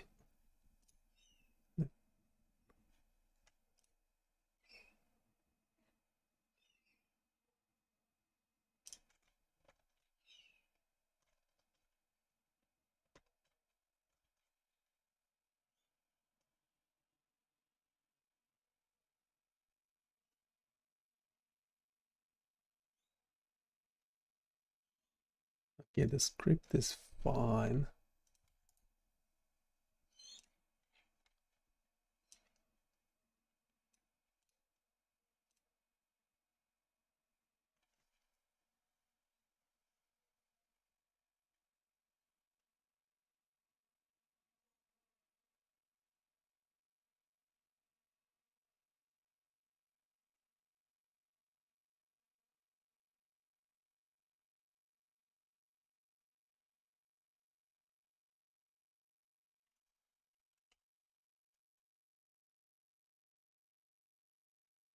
Okay, we need them all to look like this.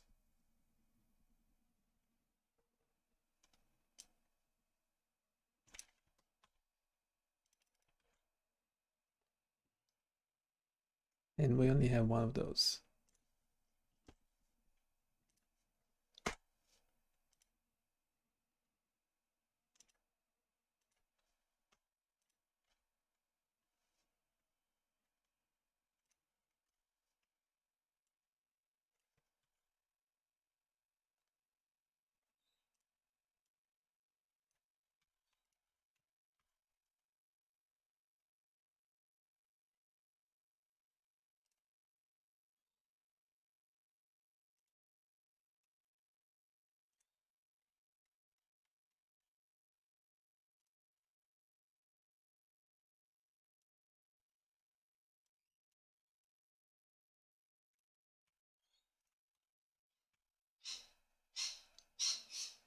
Okay, we have 59 of these. They're meant to be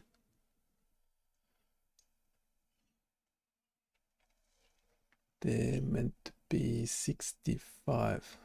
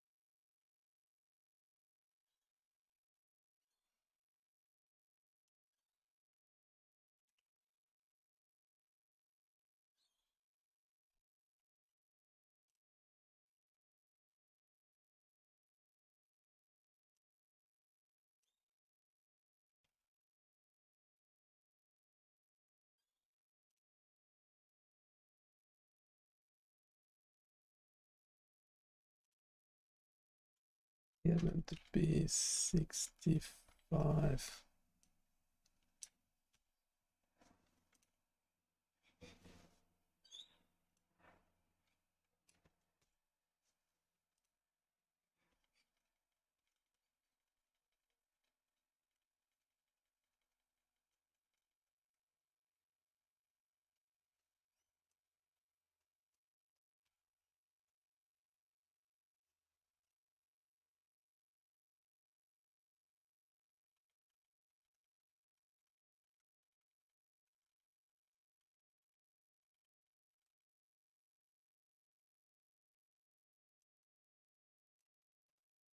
Yeah, we have to just keep it the same so we can actually search for it later on.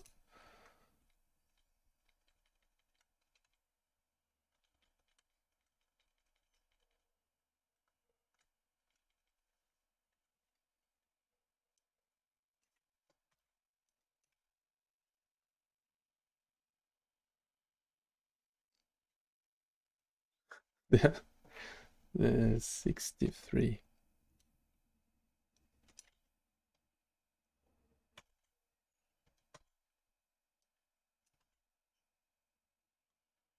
There's 65 of those.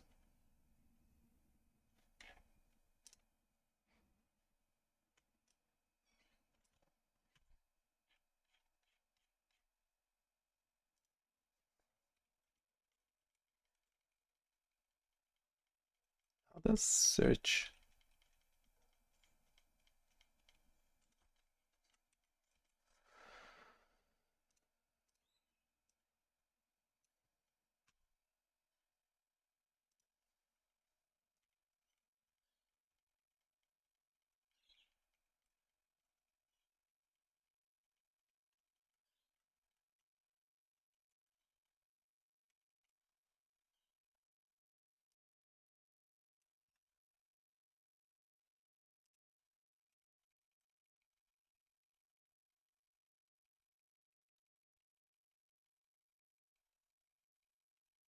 I believe I have to do it this manually. It's crazy. Okay, we have 65 of those, and if we search for the whole thing, should have 65 as well. Okay. Is save all.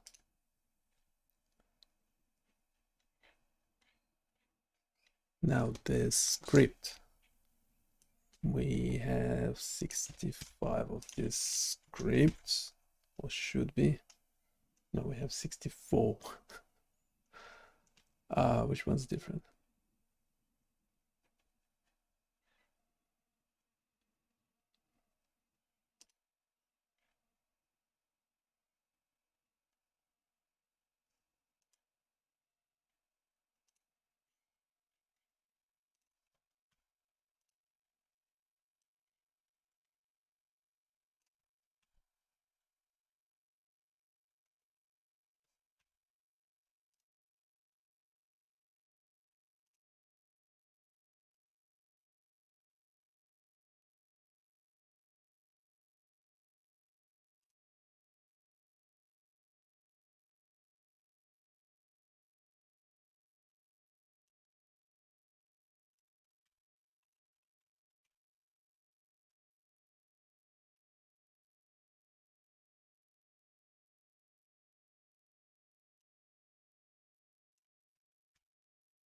We should have 65 or something.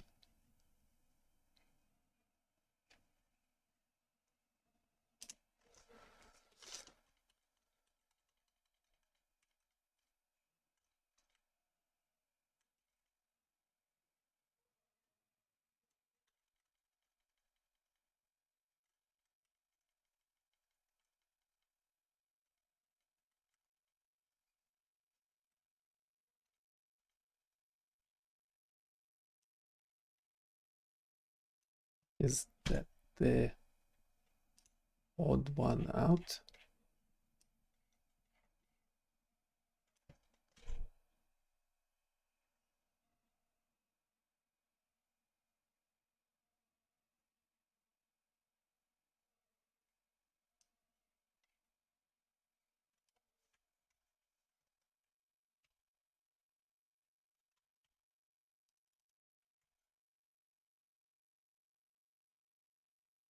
Yes.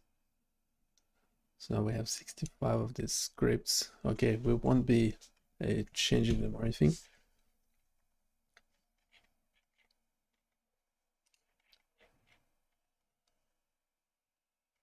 But the problem remains.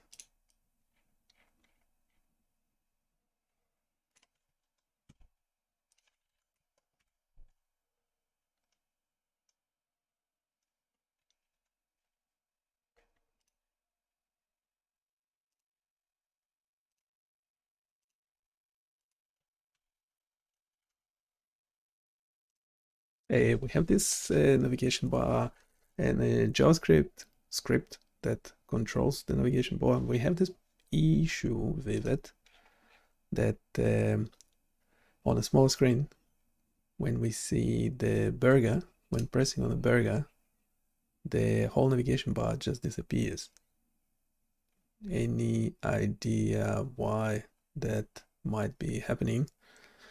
If you can do a quick and fun response, that would be great.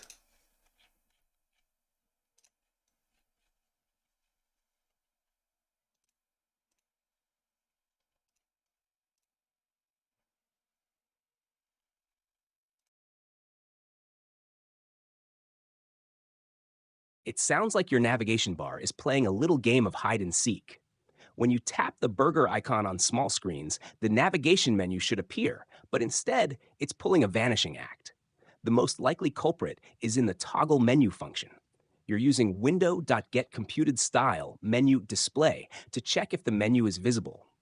However, this can sometimes return an unexpected value or behave inconsistently across different browsers. Here's a quick fix you can try to make the menu behave as expected. 1. Replace the line where you check for visibility with a more reliable method. Instead of relying on getComputedStyle, you can track the visibility status using a class like this, JavaScript function toggle menu. Const menu equals document.getElementByIdMenu, menu.ClassList.toggleVisible.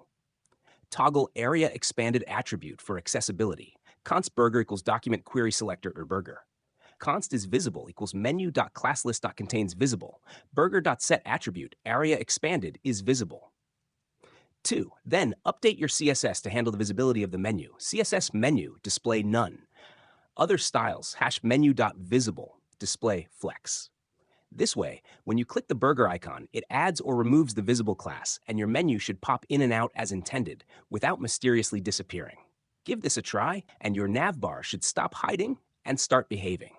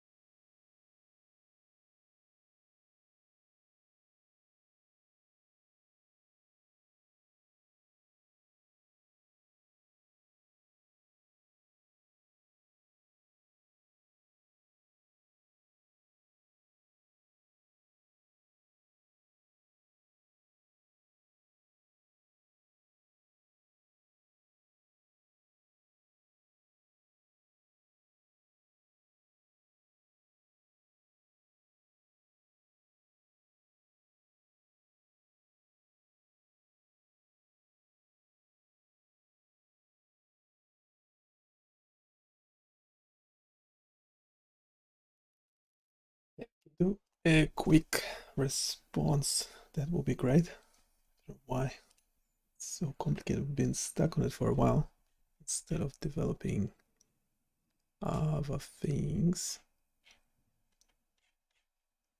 Hey, let's read this. It looks like you've got a comprehensive setup with your navigation bar and accompanying JavaScript for toggling the menu on smaller screens.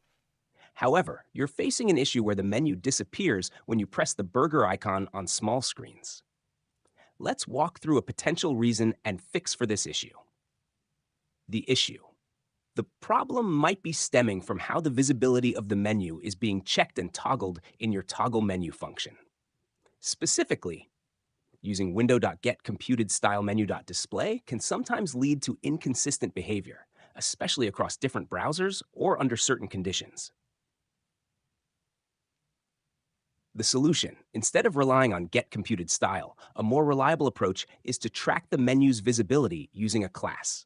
You can add or remove a class that controls the display state of the menu, making the visibility toggle more predictable. Here's how you can update your JavaScript. JavaScript function toggle menu. Const menu equals document.getElementById menu. Menu.classlist toggle visible. Yeah, I don't know why it's reading the code.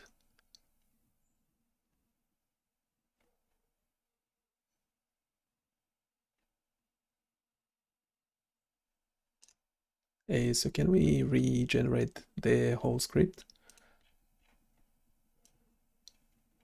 This is what I have at the moment.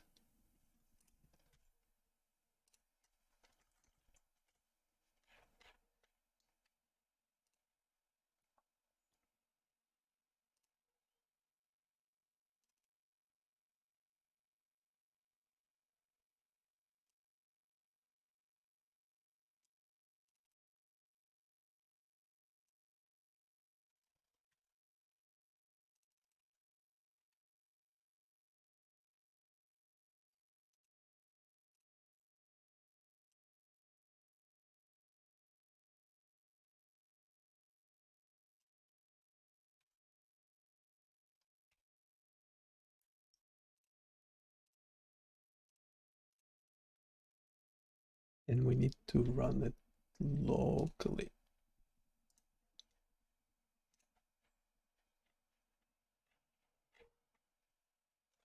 Before going for production.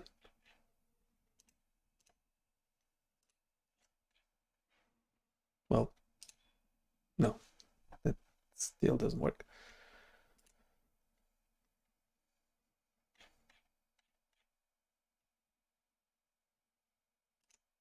What are you erroring me for?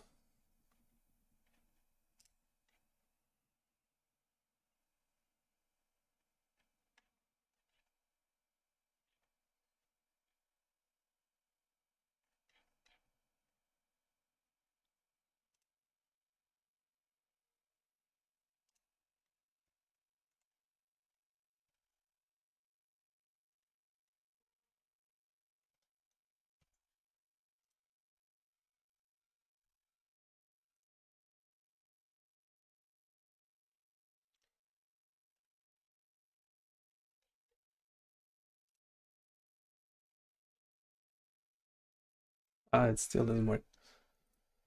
Is it working in our browser?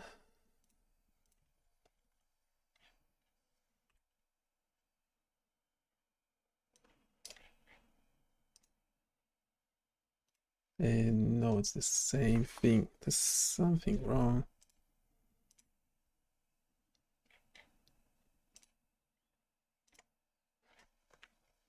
Yeah, because I was doing the same thing on mobile as well.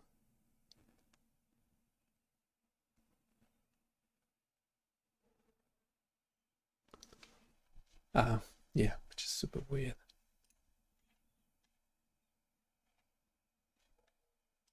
Can you explain in text what changes were made? It's still not working. Just explain in plain text without any code, and then we generate the code, regenerate the code in the next prompt.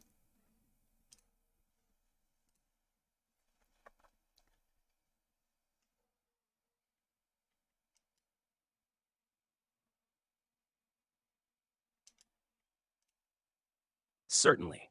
Let's break down the changes in plain text. 1. Menu visibility toggle.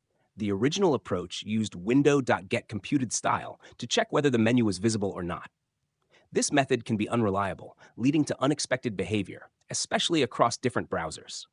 The new approach replaces this with a class-based system, where a class, like visible, is added or removed from the menu to control its visibility. This method is generally more reliable and consistent. CSS class management. Instead of directly changing the display style in JavaScript, the updated approach uses CSS classes to control the visibility of the menu. By toggling a class, we let CSS handle whether the menu should be displayed or hidden, making the behavior more consistent and easier to manage. 3. Responsive behavior. The JavaScript was updated to automatically show or hide the menu based on screen size when the page loads or when the window is resized. This ensures that the menu behaves correctly on both small and large screens. 4. Accessibility improvement. The ARIA expanded attribute is now updated based on whether the menu is visible or not, which is important for accessibility. This helps users who rely on screen readers to understand whether the menu is open or closed. 5. Navbar scrolling behavior. The navbar was designed to hide when the user scrolls down and show when the user scrolls up. This was done to make the navigation experience more dynamic, especially on devices with limited screen space. These changes were intended to improve the consistency and reliability of the navigation menu's behavior, especially on mobile devices. However, if it's still not working, we might need to revisit the specific implementation details and debug further to understand what's going wrong. Let's regenerate the code with these explanations in mind.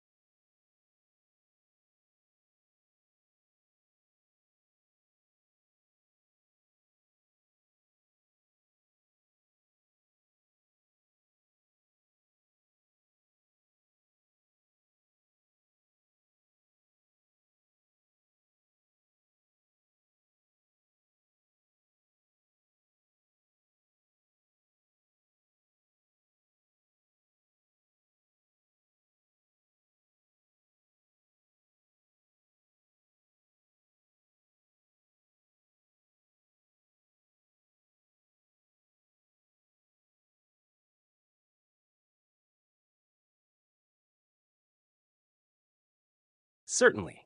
Here's a quick explanation in plain text. Menu toggle. The script now has a simplified function that toggles the visibility of the menu when you click the burger icon.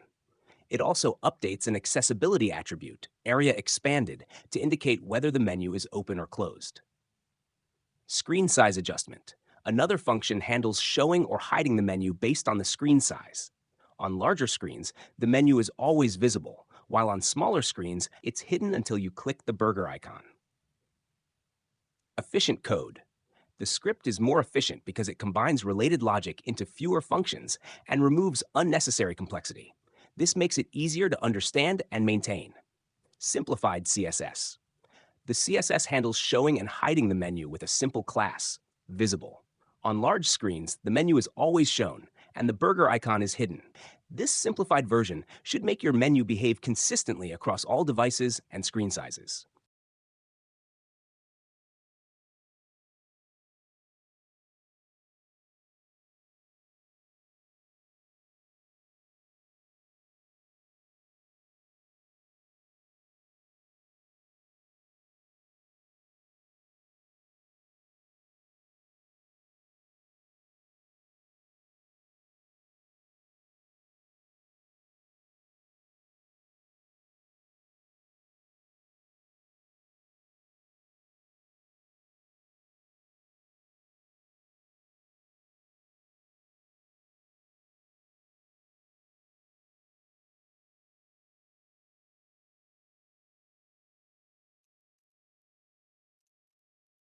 Okay, can we also make sure that the burger is located in the same position regardless of if the toggle menu is expanded or not? Currently it moves into the middle of the menu as shown in the images.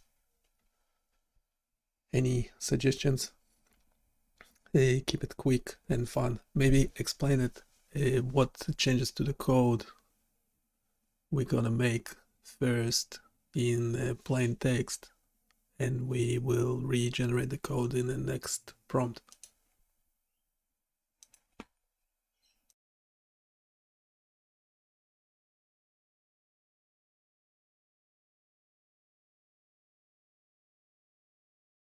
It looks like the issue you're facing is that the burger icon shifts positions when the menu is expanded.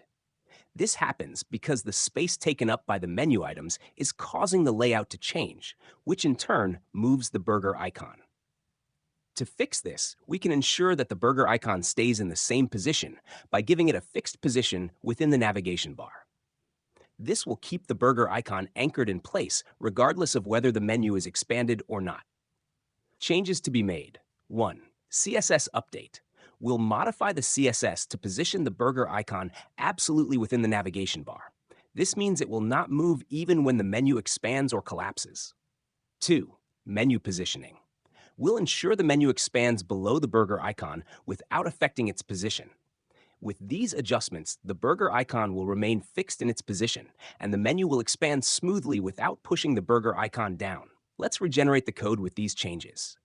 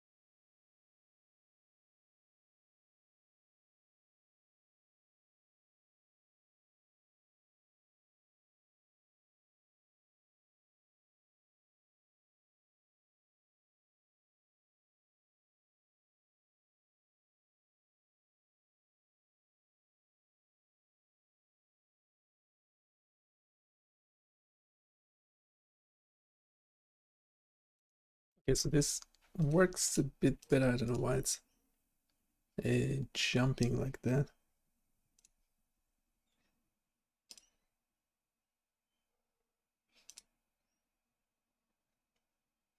The position when hovering.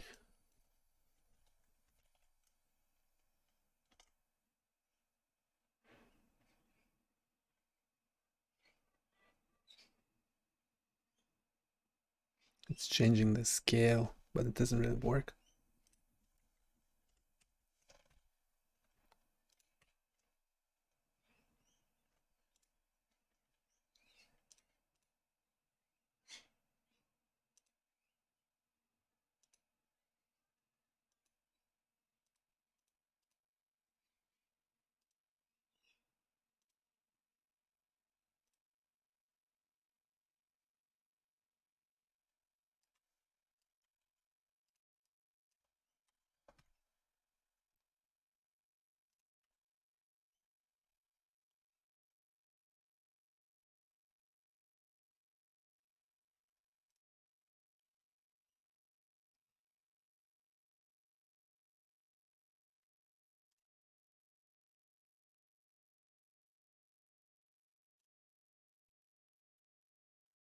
Yeah, okay, this works.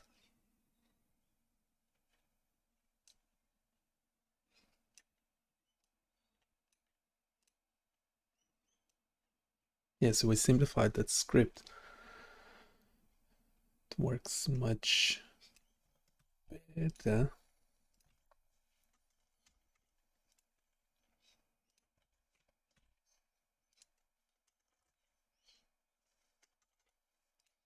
Okay, this works much better as it is. Just one small thing is that when the burger is expanded, can it change into an X sign indicating an option to close it, to close the menu? How hard would that be? Just describe in text first, and then we generate the code in the next prompt.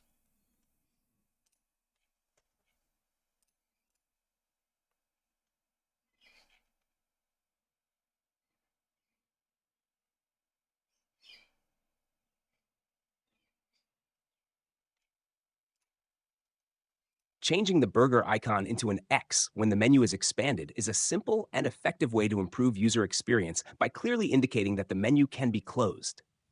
This can be achieved with a small tweak in both the JavaScript and CSS. Explanation of the changes. 1. JavaScript update. In the toggle menu function, we'll toggle a class, like open, on the burger icon element when the menu is expanded. This class will be used to change the appearance of the icon from the burger to an X when the menu is visible. 2. CSS update. We'll add a style for the open class, which changes the content of the burger icon from the 3 horizontal lines to the X. This change can be done using the content property of a pseudo element, like before, or directly by changing the text inside the .burger element. These changes are straightforward and shouldn't take much time to implement. They will enhance the navigation experience, making it more intuitive for users. Let's go ahead and generate the code for this.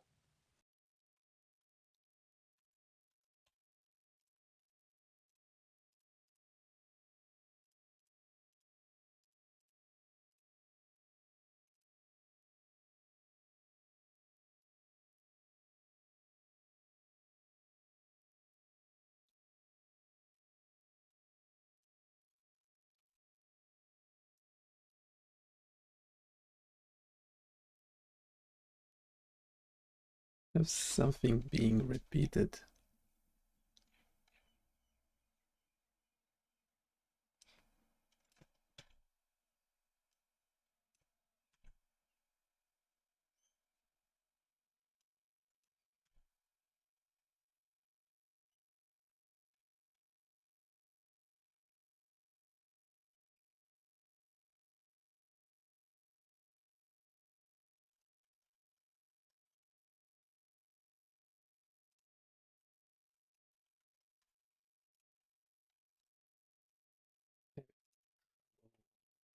writing, it kind of works.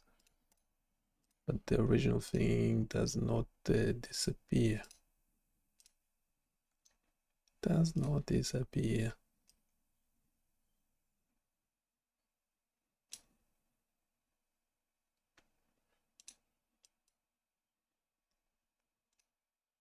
Are there any issues with the CSS code?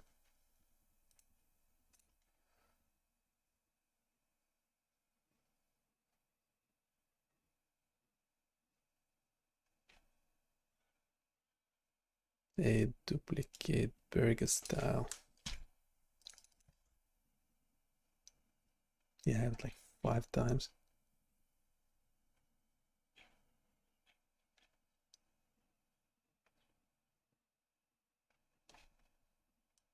Yeah, we don't do the hover.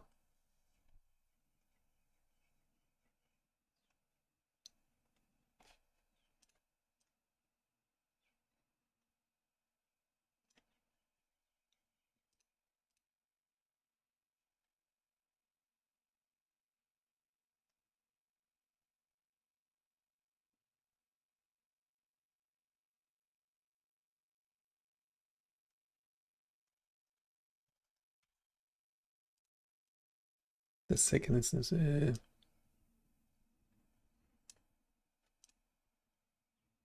it's burger open. I don't see the second instance.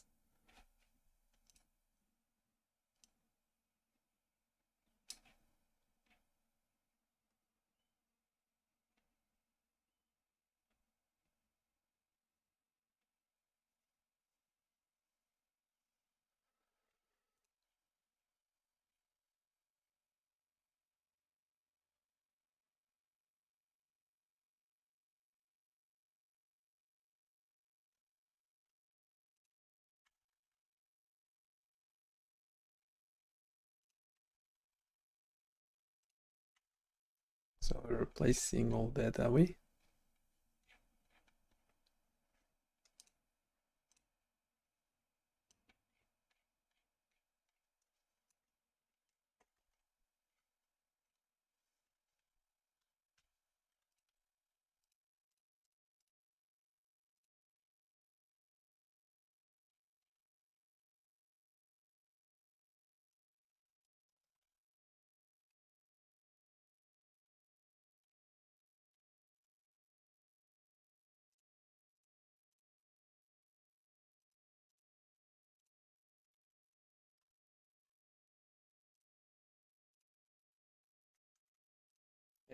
Burger currently doesn't disappear. It's not being replaced by the X, but the X is being added.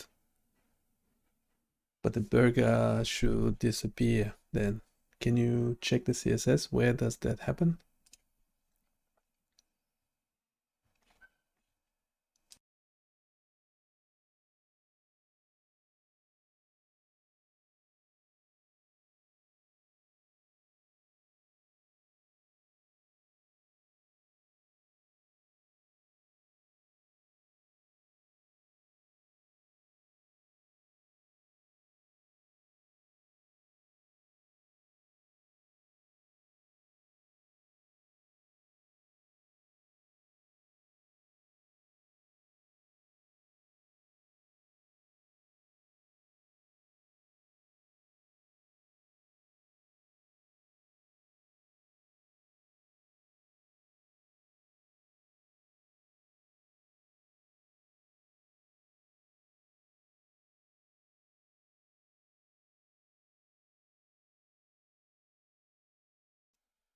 Okay, this is better.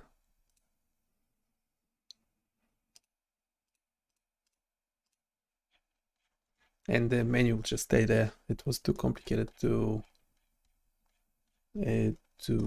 hide it when scrolling. So it was too complicated to hide the menu when scrolling, was it? We'll just leave it as is. At the moment, it actually works pretty well. It's pretty consistent.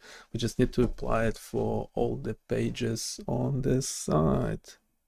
And I don't know why and this script cannot be just saved once somewhere.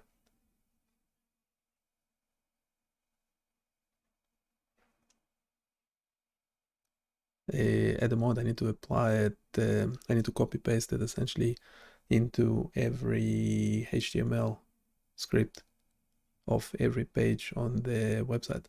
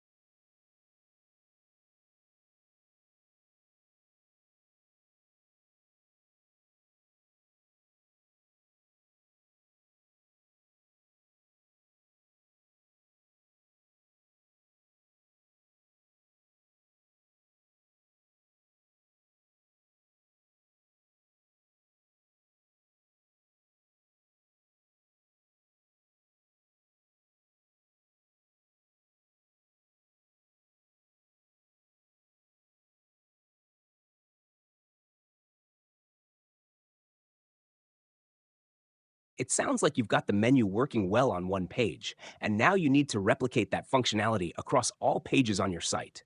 It can indeed be tedious to copy and paste the same script and styles into every HTML file manually. To streamline this process and make your site easier to maintain, you have a few options. 1. External CSS and JavaScript files.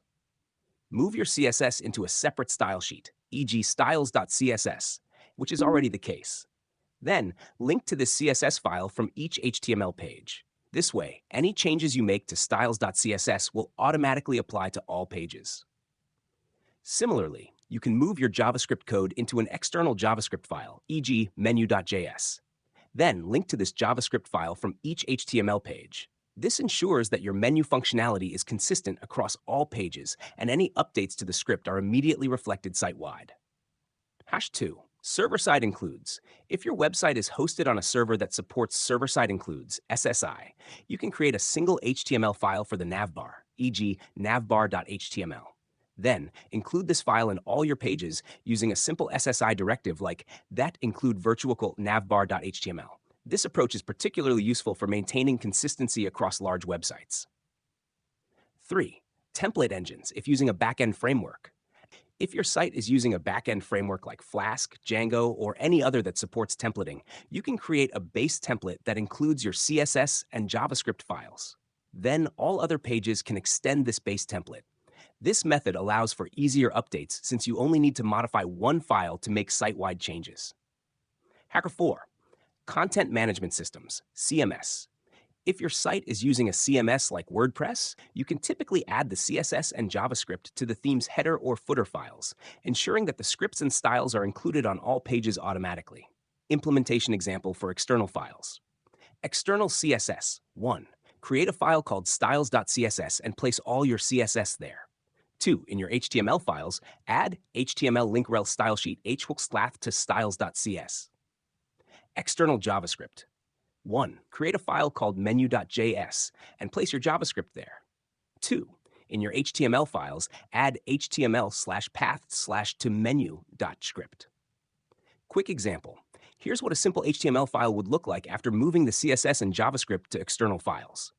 HTML, doctype HTML, meta charset UTF-8, meta name viewport content width device width, initial scale 1.0. Title, link rel style sheet, href equals styles.css. External CSS. Navbar and content here. Script external journal JavaScript. Benefits. Maintainability. You only need to edit one file, e.g. menu.js or styles.css, to make changes across all pages. Consistency ensures that all pages have the same look, feel, and functionality. Efficiency reduces the need to duplicate code, making your project easier to manage. This approach should make it much easier for you to maintain your site moving forward without the need to manually copy and paste code into every page.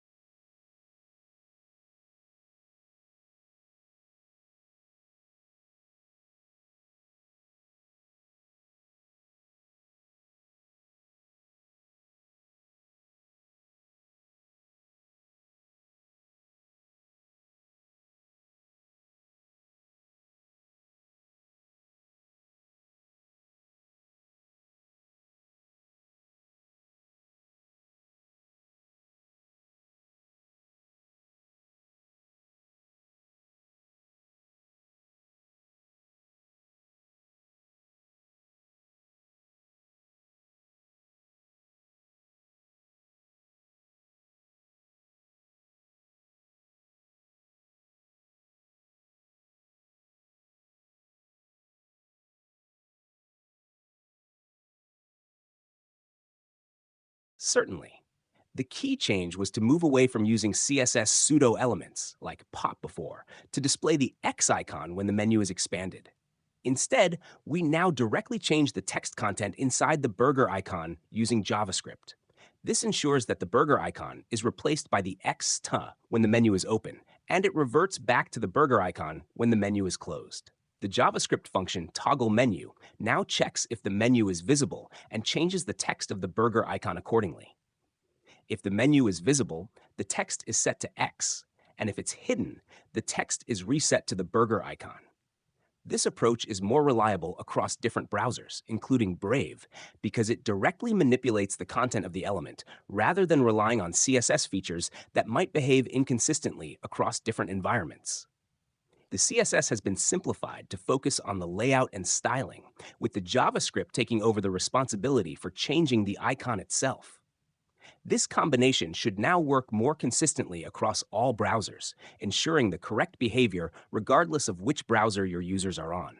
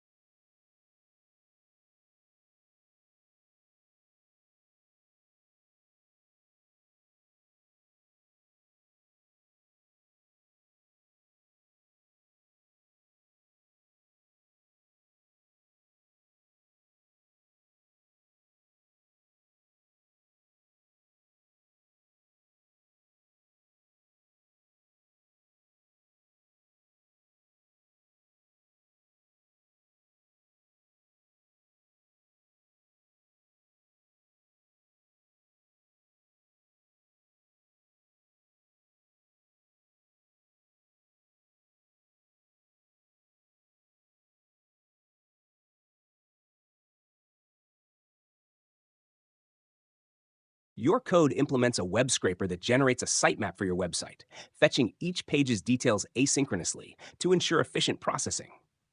It also checks for common error indicators, missing essential HTML elements, and compares the sitemap with landing page links to identify any missing links. Here's a summary of the key features of your code.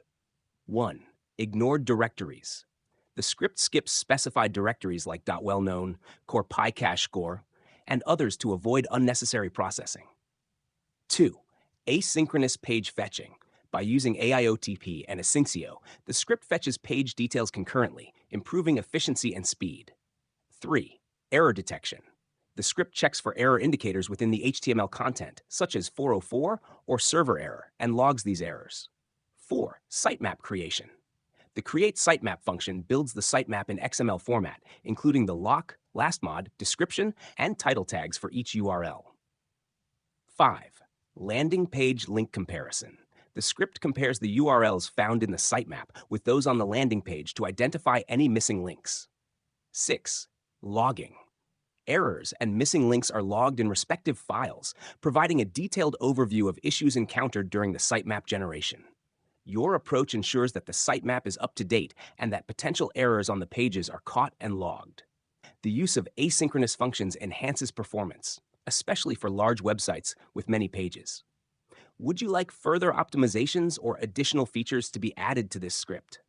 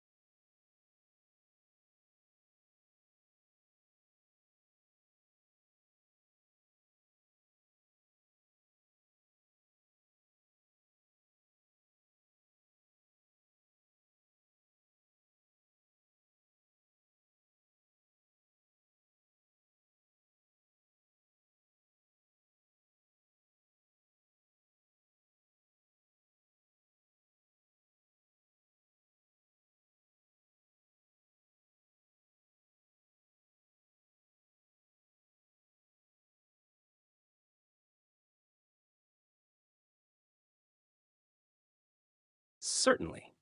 Let's approach this by manually matching the URLs in your sitemap with the structure of your HTML landing page. The goal is to ensure that the sitemap reflects the order and organization of the sections on your landing page. First, identify the sections in your HTML landing page.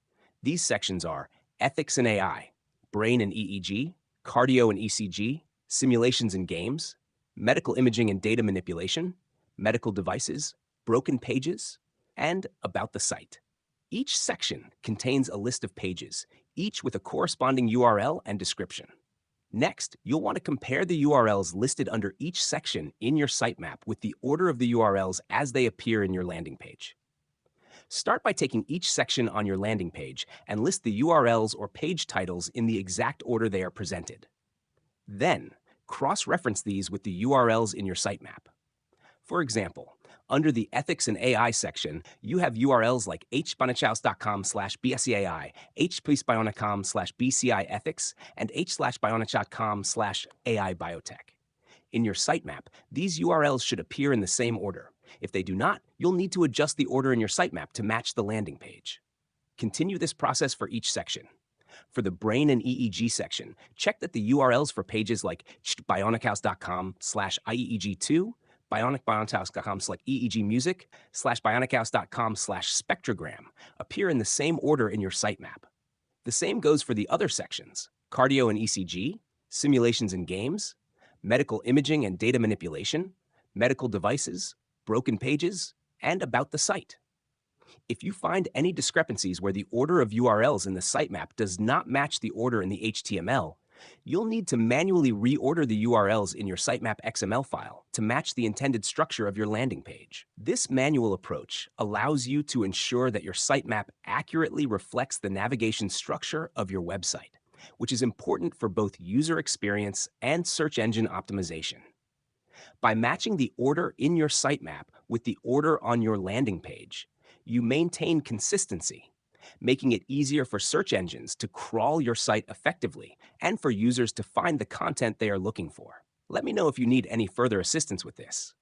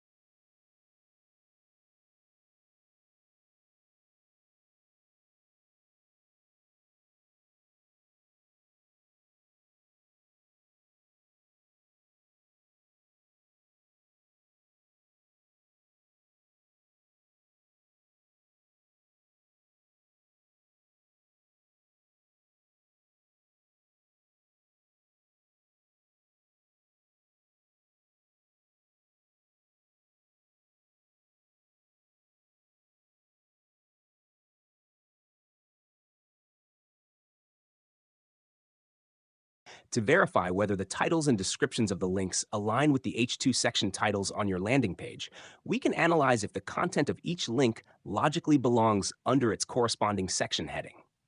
Let's go through each section and compare the H2 section titles with the individual link titles and descriptions. Ethics and AI section. H2. Ethics and AI. 1. Link title. Advancing Neurotechnology, the Impact and Ethics of AI-Enhanced Brain-Computer Interfaces. Description. Explore the impact and ethical concerns of AI-enhanced brain-computer interfaces, focusing on advancements in neurotechnology. Comparison.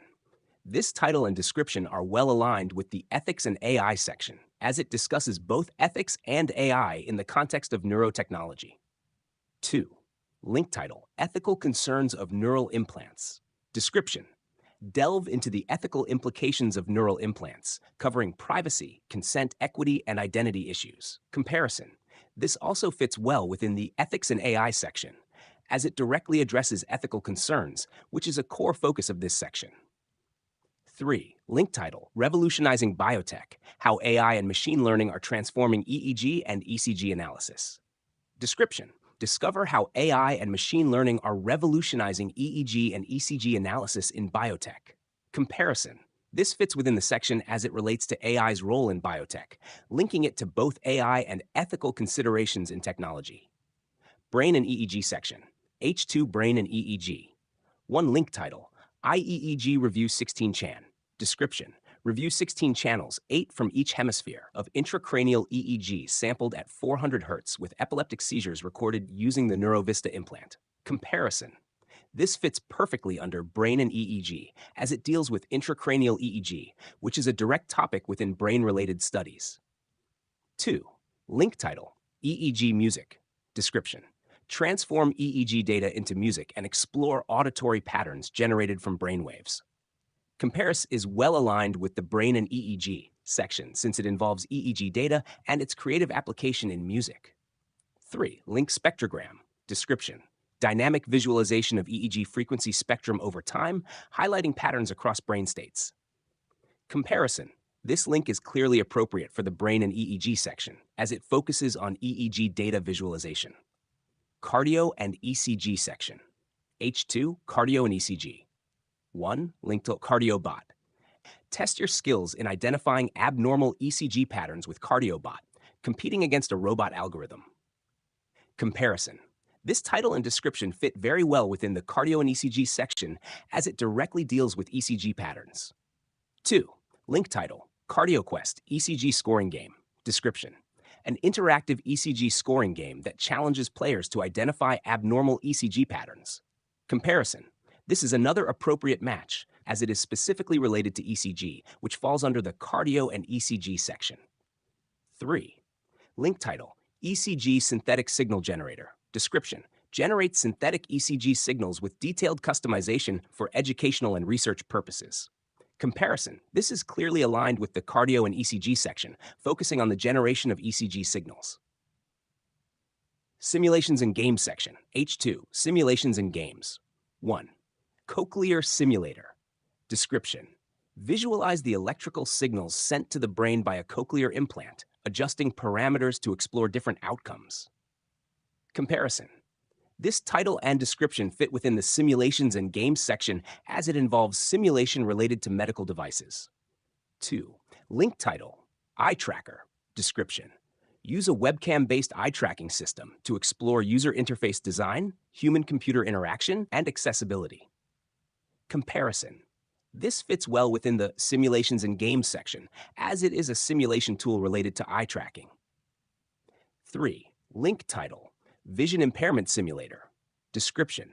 Experience various vision impairments in real time, adjusting parameters to simulate conditions like myopia and glaucoma. This is another appropriate entry for the Simulations and Games section, dealing with real-time vision impairment simulations. Medical Imaging and Data Manipulation section. H2. Medical Imaging and Data Manipulation. 1. Link title, Brain 3D. Description. Explore 3D visualizations of brain structures, integrating various data sources to provide a comprehensive view.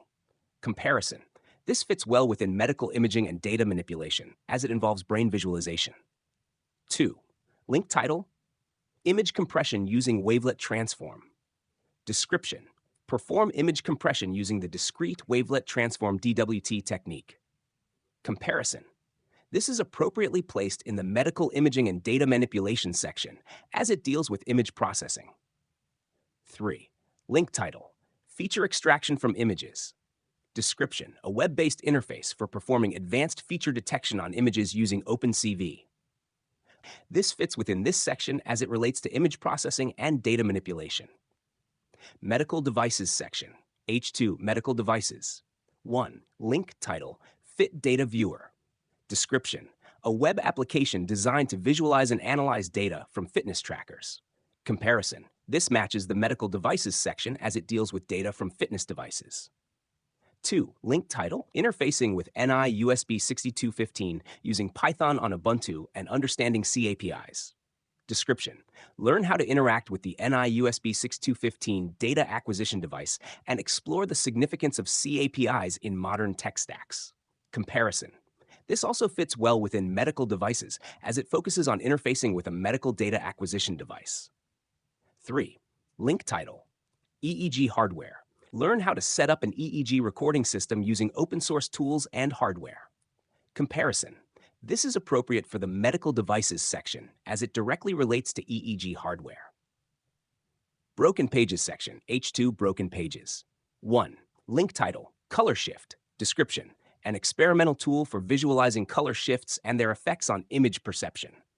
Comparison, this fits within Broken Pages if the page is non-functional or experiencing issues. 2. Link title, description, electrocorticography ECOG analysis tools focusing on high-resolution brain activity mapping. Comparison, this belongs in Broken Pages only if the ECOG tool is currently not working as expected. Pack About the Site section, H2, About the Site. 1. About BioniChaos, description. Learn about BioniChaos and its mission to democratize biomedical data processing. Discover our tools and resources for data analysis and education. Comparison, this matches well with the About the Site section. 2. Link title, students, description. Explore project proposals for students interested in biomedical data analysis and visualization. Comparison, this also fits within the About the Site section as it provides information for students. 3. Link title, privacy, description. Review our privacy policy and understand how we handle data on BioniChaos. Comparison, this is appropriately placed within the About the Site section. 4. Link title, disclaimer. BioniChaos is an experimental platform offering tools and data for educational and research purposes only. Comparison, this belongs in the About the Site section as well, explaining the nature of the platform. 5. Link title, contact, description. Get in touch with us for feedback, suggestions, or general inquiries about BioniChaos. Comparison, this fits within About the Site as it provides contact information. Conclusion, the titles and descriptions of the links do match the H2 section titles on the landing page, and they are logically grouped under the appropriate sections. This consistency ensures that users can easily navigate the site and find relevant content under each heading, making the structure intuitive and user-friendly.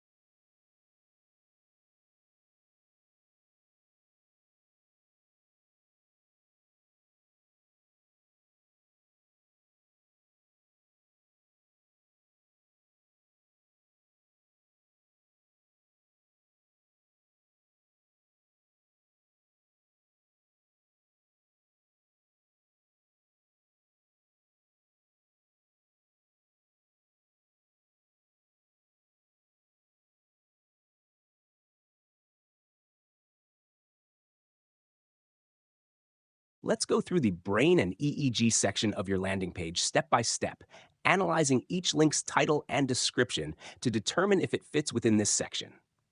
I'll let you know if any of the tools might be better suited to a different section or if a new section should be created. Brain and EEG Section 1. IEG Review 16 Chan. Description. Review 16 channels, 8 from each hemisphere, of intracranial EEG sampled at 400 Hz with epileptic seizures.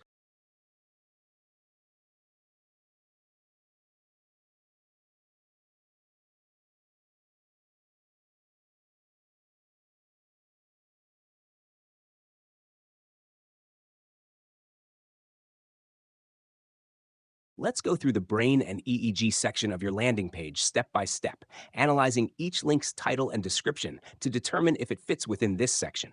I'll let you know if any of the tools might be better suited to a different section or if a new section should be created. Brain and EEG, Section 1. IEG Review 16 Chan. Description. Review 16 channels, 8 from each hemisphere, of intracranial EEG sampled at 400 Hz with epileptic seizures recorded using the NeuroVista implant.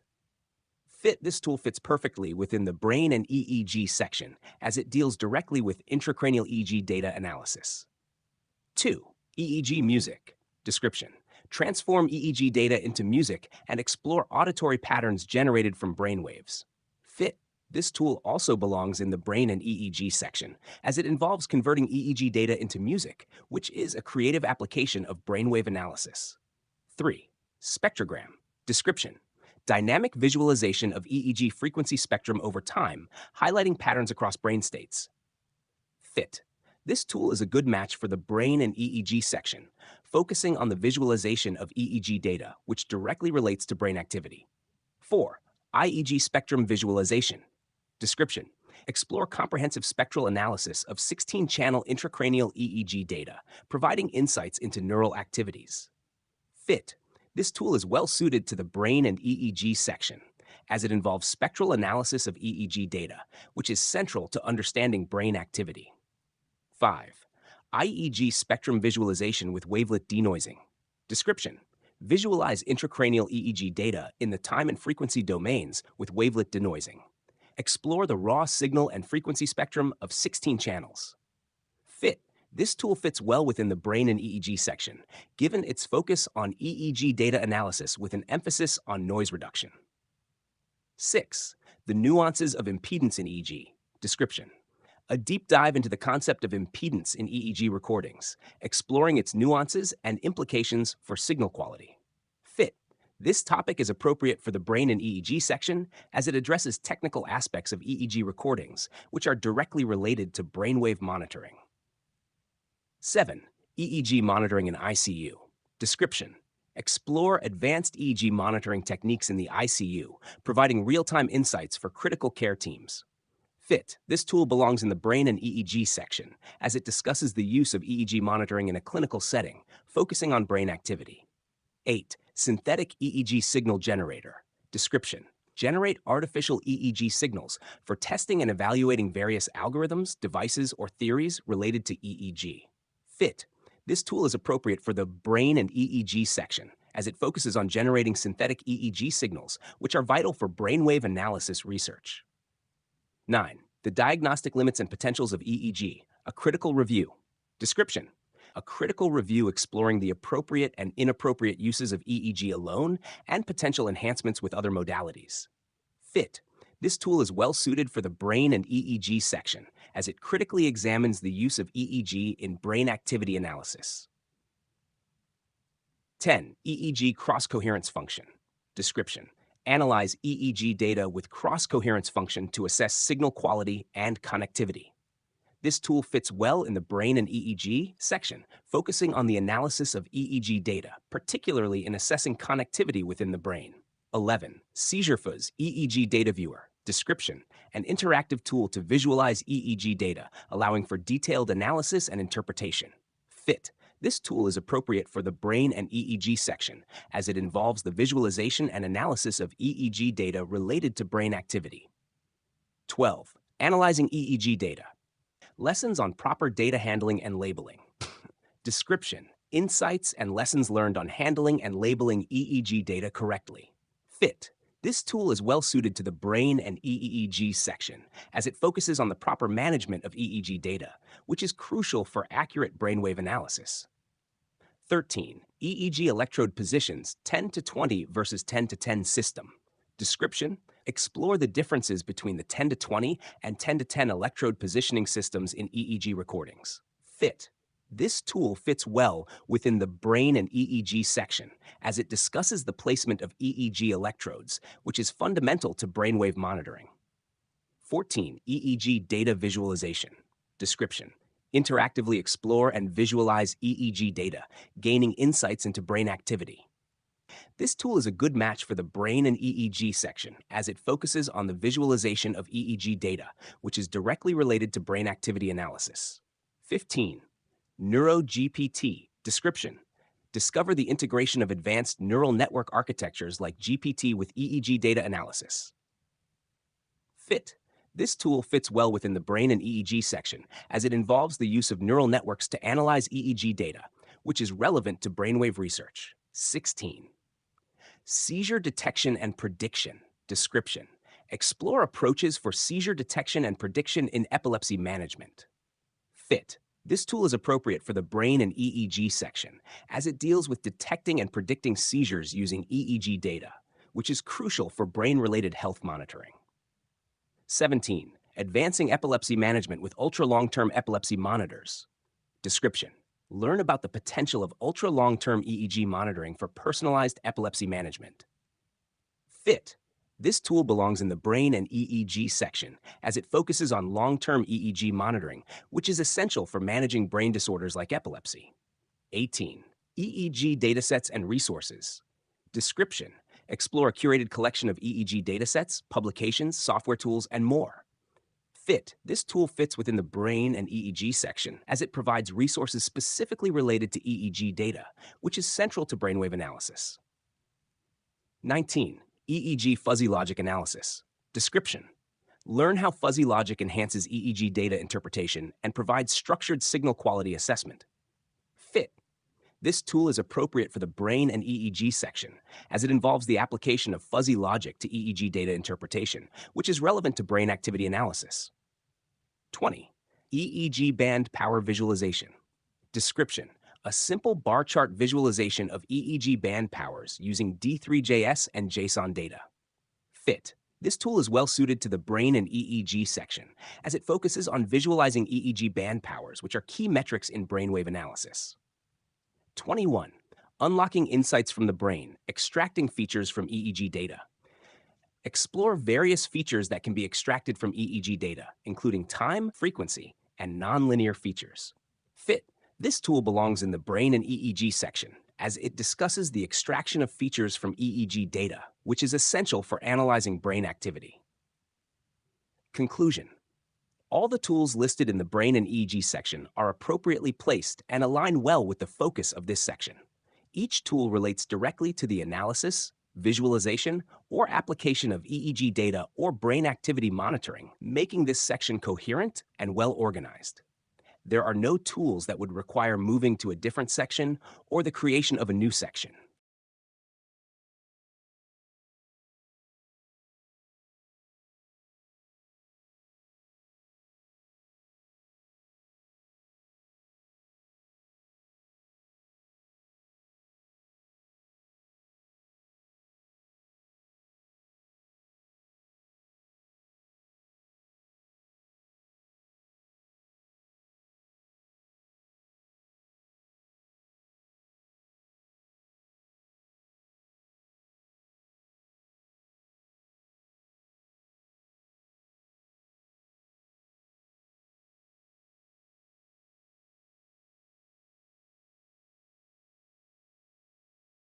Let's review the cardio and ECG section to ensure that each tool fits appropriately within this section based on its title and description. I'll also suggest if any tool might be better placed in a different section or if a new section should be created. Cardio and ECG. Section 1. CardioBot. Description: test your skills in identifying abnormal ECG patterns with CardioBot, competing against a robot algorithm. FIT. This tool is well suited for the cardio and ECG section, as it focuses directly on identifying ECG patterns, which is central to cardiac health monitoring. 2. CardioQuest ECG Scoring Game. Description: an interactive ECG scoring game that challenges players to identify abnormal ECG patterns. Fit: this tool belongs in the cardio and ECG section, as it is an ECG-related game that involves analyzing ECG patterns, making it relevant to cardiac studies. 3. ECG Synthetic Signal Generator. Description: generate synthetic ECG signals with detailed customization for educational and research purposes. Fit: this tool fits perfectly within the cardio and ECG section, as it involves generating synthetic ECG signals, which is directly related to cardiovascular research. 4. ECG Waveform Feature Extractor. Description: a tool designed for the visualization and analysis of ECG waveform features. Fit: this tool is appropriately placed in the cardio and ECG section, as it deals with the analysis and visualization of ECG waveforms, which are critical components of cardiac monitoring. 5. ECG Simulator.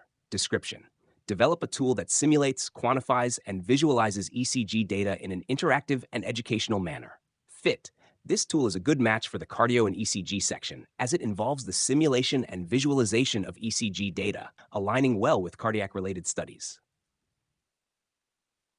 Conclusion: all the tools listed in the cardio and ECG section are appropriately placed and directly relate to the analysis, generation, or simulation of ECG data, which is crucial for studying and understanding cardiovascular health. There are no tools in this section that would require moving to a different section or the creation of a new section. The content here is coherent and well organized, making it easy for users to find relevant tools related to cardiac health and ECG analysis.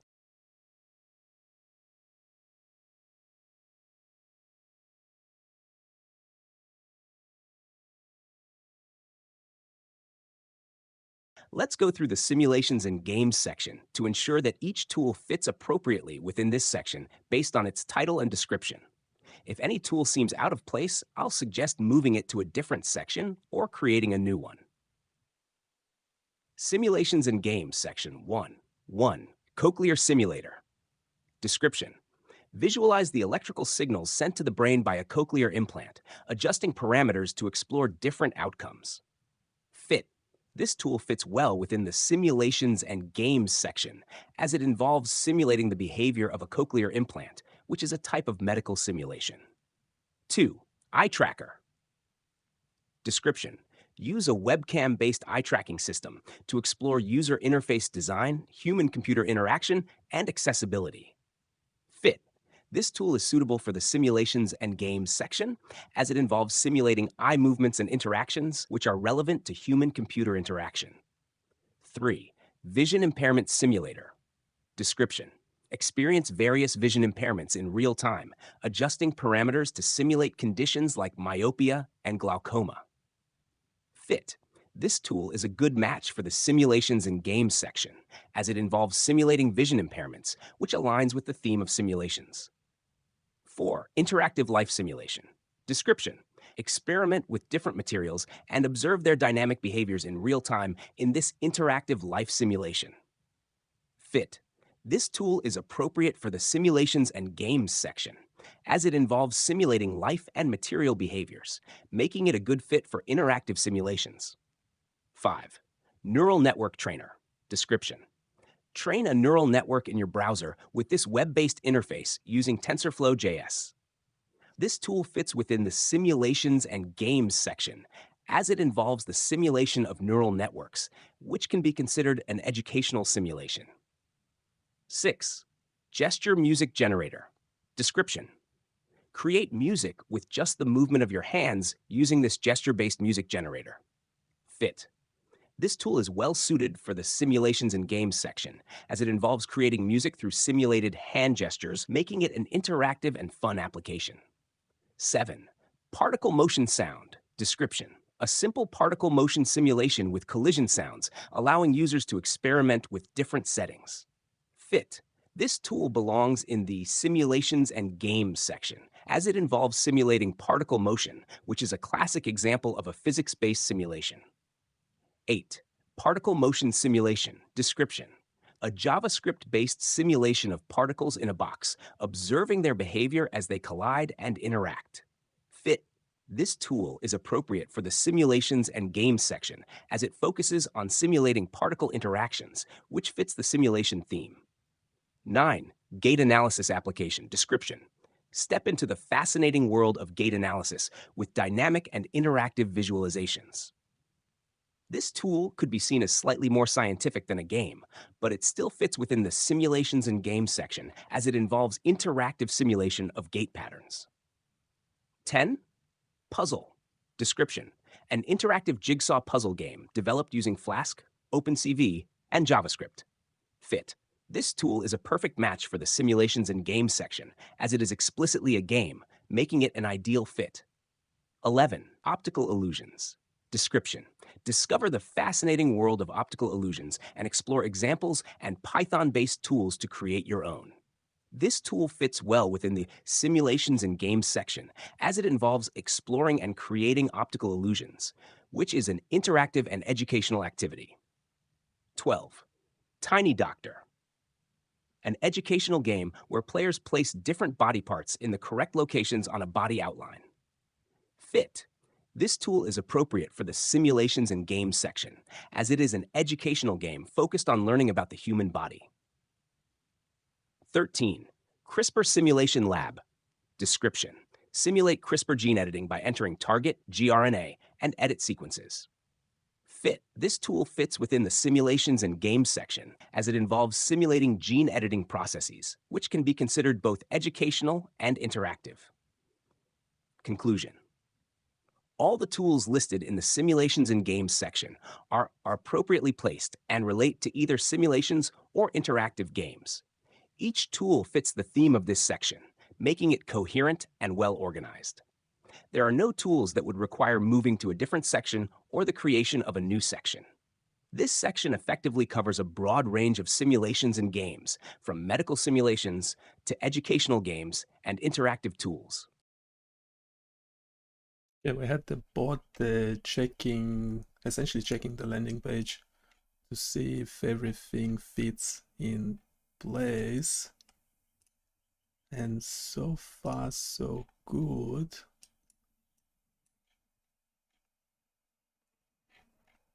But yeah, there was some, I think there will be some suggestions to change in the later sections. So just going over them. The bot is pretty good. It's like, yeah, it's definitely better than a human. Going over these things, it's quite, detailed. It's not missing anything, so on and so forth. So good luck to us all.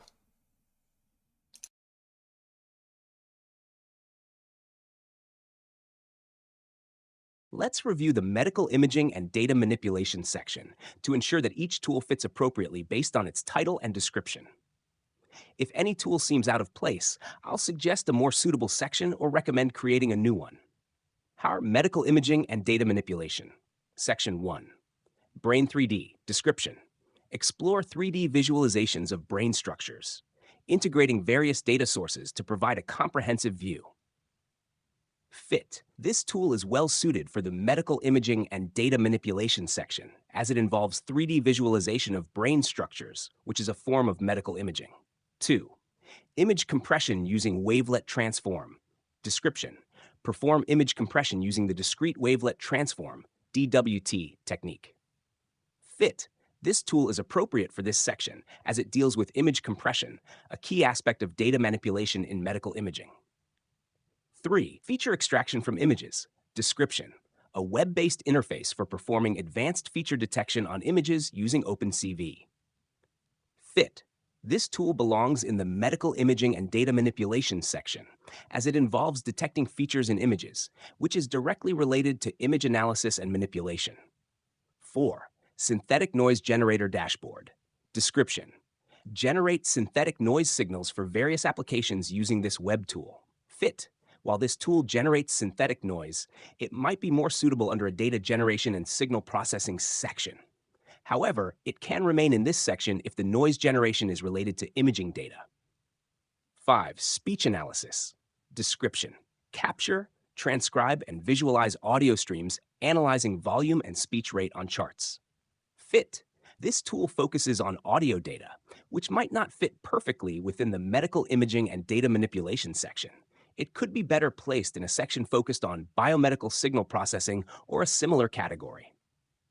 6. Understanding sampling rates in biomedical signal recording, EDA and PPG perspectives. Description: explore the importance of sampling rates in biomedical signal recording, focusing on EDA and PPG signals. Fit: this tool is focused on signal processing rather than imaging or data manipulation. It might be better placed in a section dedicated to biomedical signal processing. 7. Bland-Altman plot.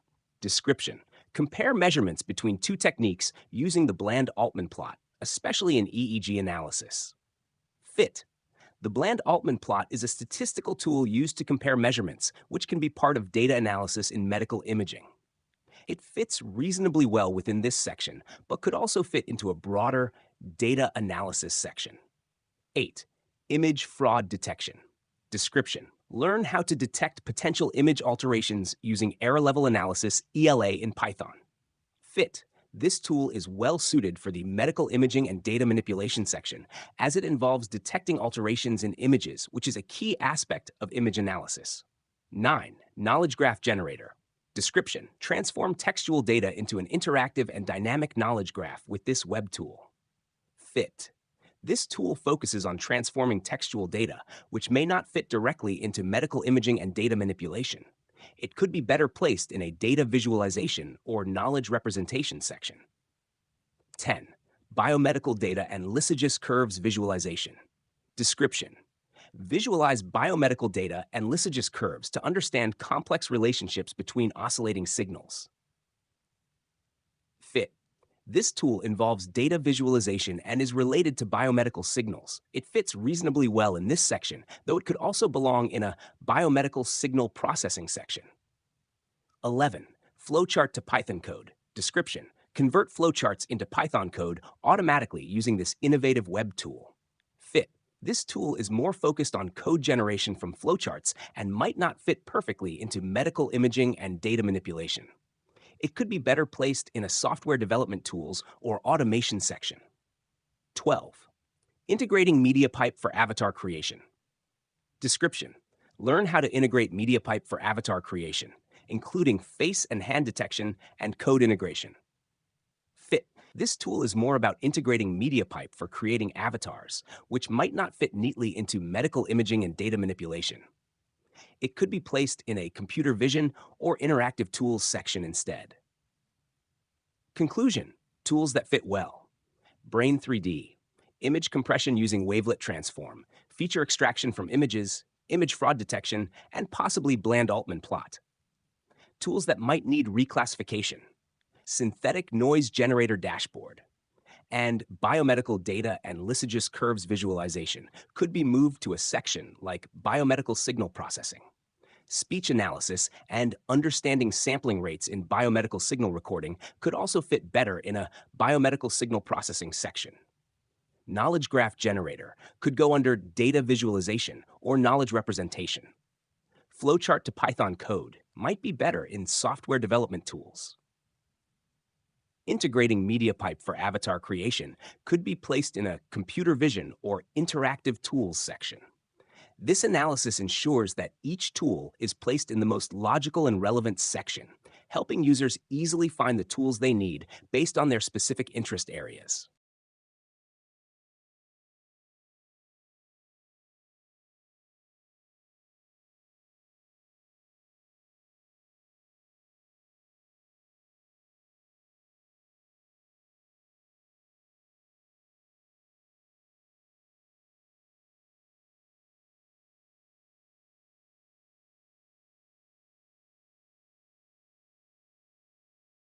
Let's review the medical devices section to ensure that each tool fits appropriately within this section based on its title and description. If any tool seems out of place, I'll suggest a more suitable section or recommend creating a new one. Medical Devices, Section 1. Fit Data Viewer. Description: a web application designed to visualize and analyze data from fitness trackers. This tool is a good match for the medical devices section, as it focuses on analyzing data from fitness trackers, which are a type of medical device used for health monitoring. 2. Interfacing with NI USB 6215 using Python on Ubuntu and understanding C APIs. Description: learn how to interact with the NI USB 6215 data acquisition device and explore the significance of C APIs in modern tech stacks. Fit: this tool fits well within the medical devices section, as it involves interfacing with a specific medical data acquisition device, making it directly relevant to this category. 3. EEG hardware. Description: learn how to set up an EEG recording system using open source tools and hardware. Fit: this tool is appropriate for the medical devices section, as it deals with setting up EEG recording systems, which are essential medical devices for monitoring brain activity.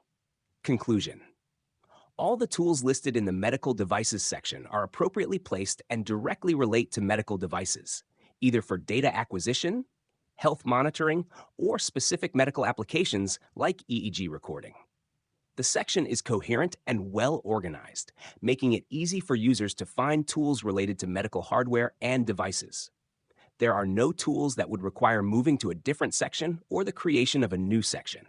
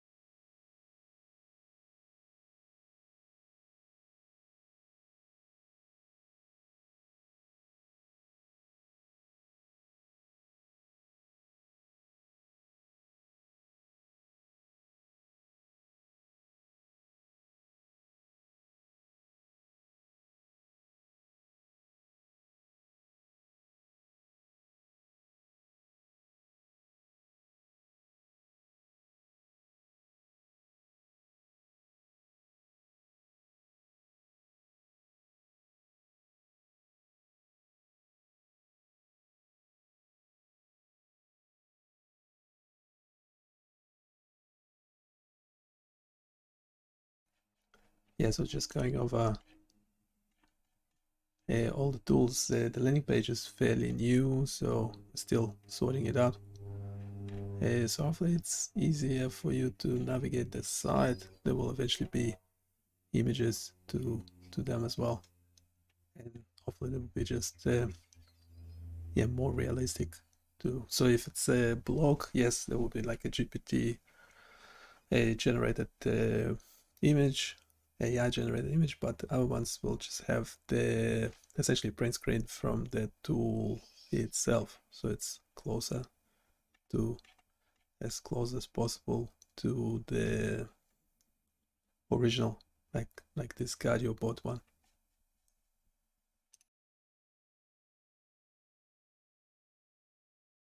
Based on the previous reviews, here is a list of the pages that do not fit well in their current sections and suggested reclassification. Hagged pages that do not fit their current sections.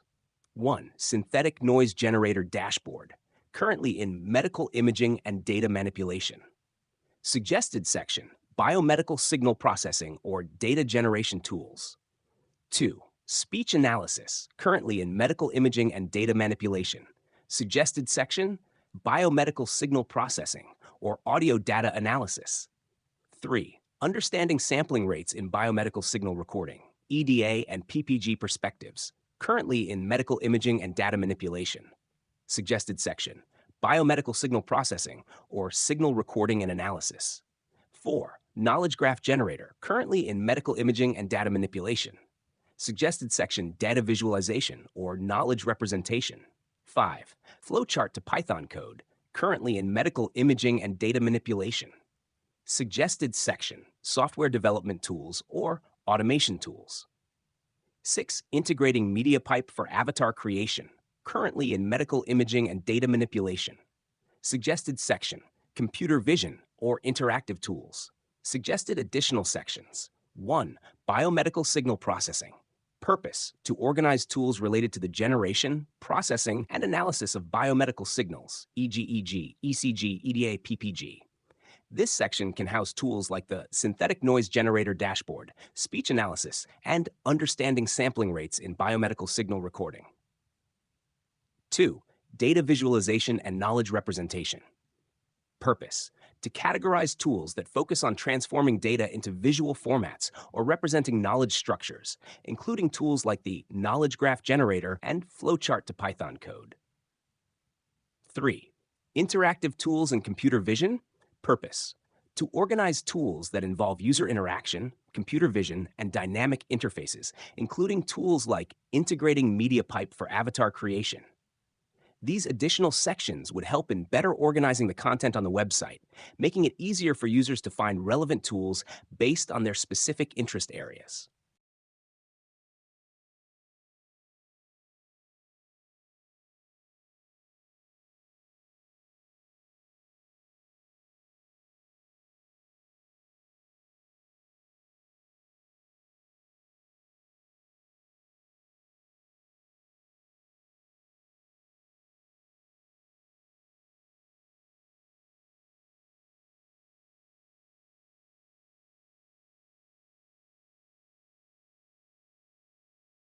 The current sections present in the landing page are: 1. Ethics and AI. 2. Brain and EEG.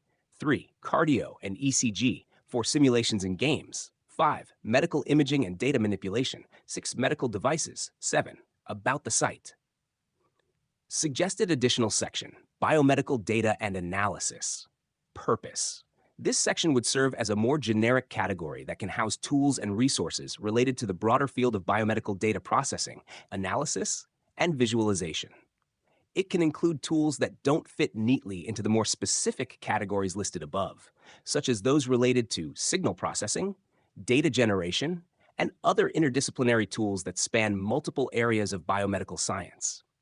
This section would allow for better organization of tools that are integral to biomedical research and education, but don't necessarily align with a single, narrow category. It provides flexibility in categorizing tools that are more general or multi-purpose.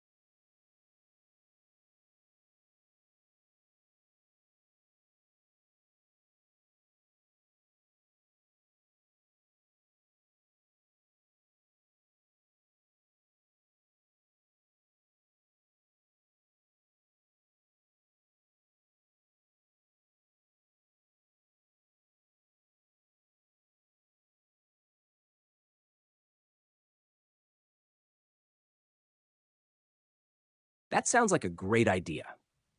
By renaming the section to Data Analysis, it broadens the scope to include not just imaging, but also other forms of data processing and analysis, making it a more inclusive and flexible category for various tools related to biomedical data.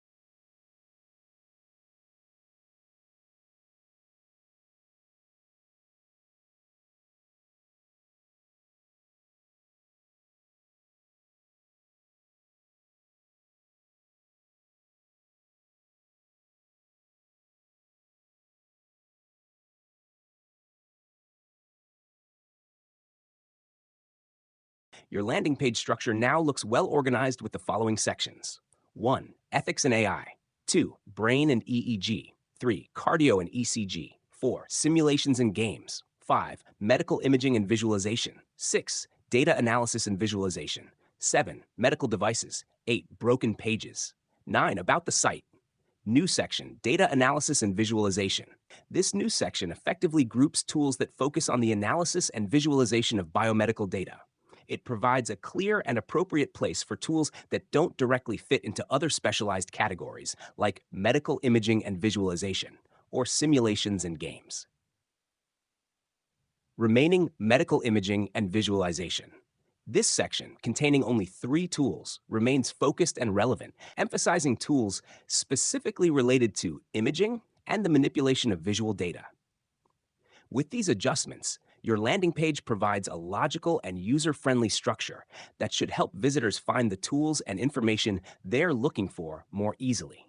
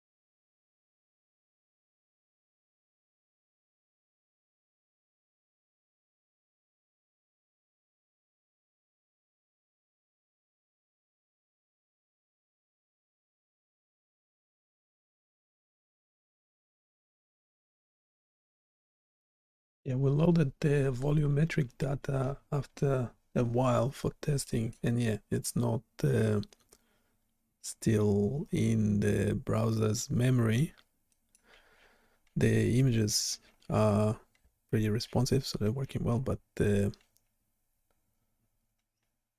volumetric data is yeah, missing and still loading forever. So eventually it will appear, but yeah, we have to improve it. So we also rearranged the links on the landing page. Hopefully it's easier to navigate. We're doing more improvements to it.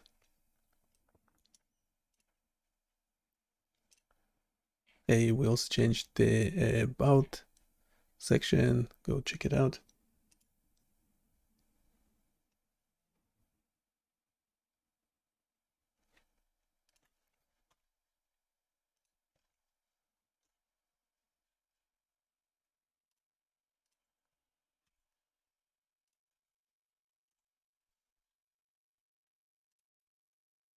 Yeah, it finally loaded the 3D rendering of the volumetric data. So, well, there's two obvious issues with it. First, it's loading forever. Second, it also doesn't look very well. It meant to look more like a 3D model of this brain scan. Yeah, so there's something potentially with the rendering that can be improved quite a bit. So we'll be doing more work on this, as you can imagine. Otherwise, it's looking pretty good, and you can actually try it out. There is a link. Should be available somewhere, social media or description or in the chat.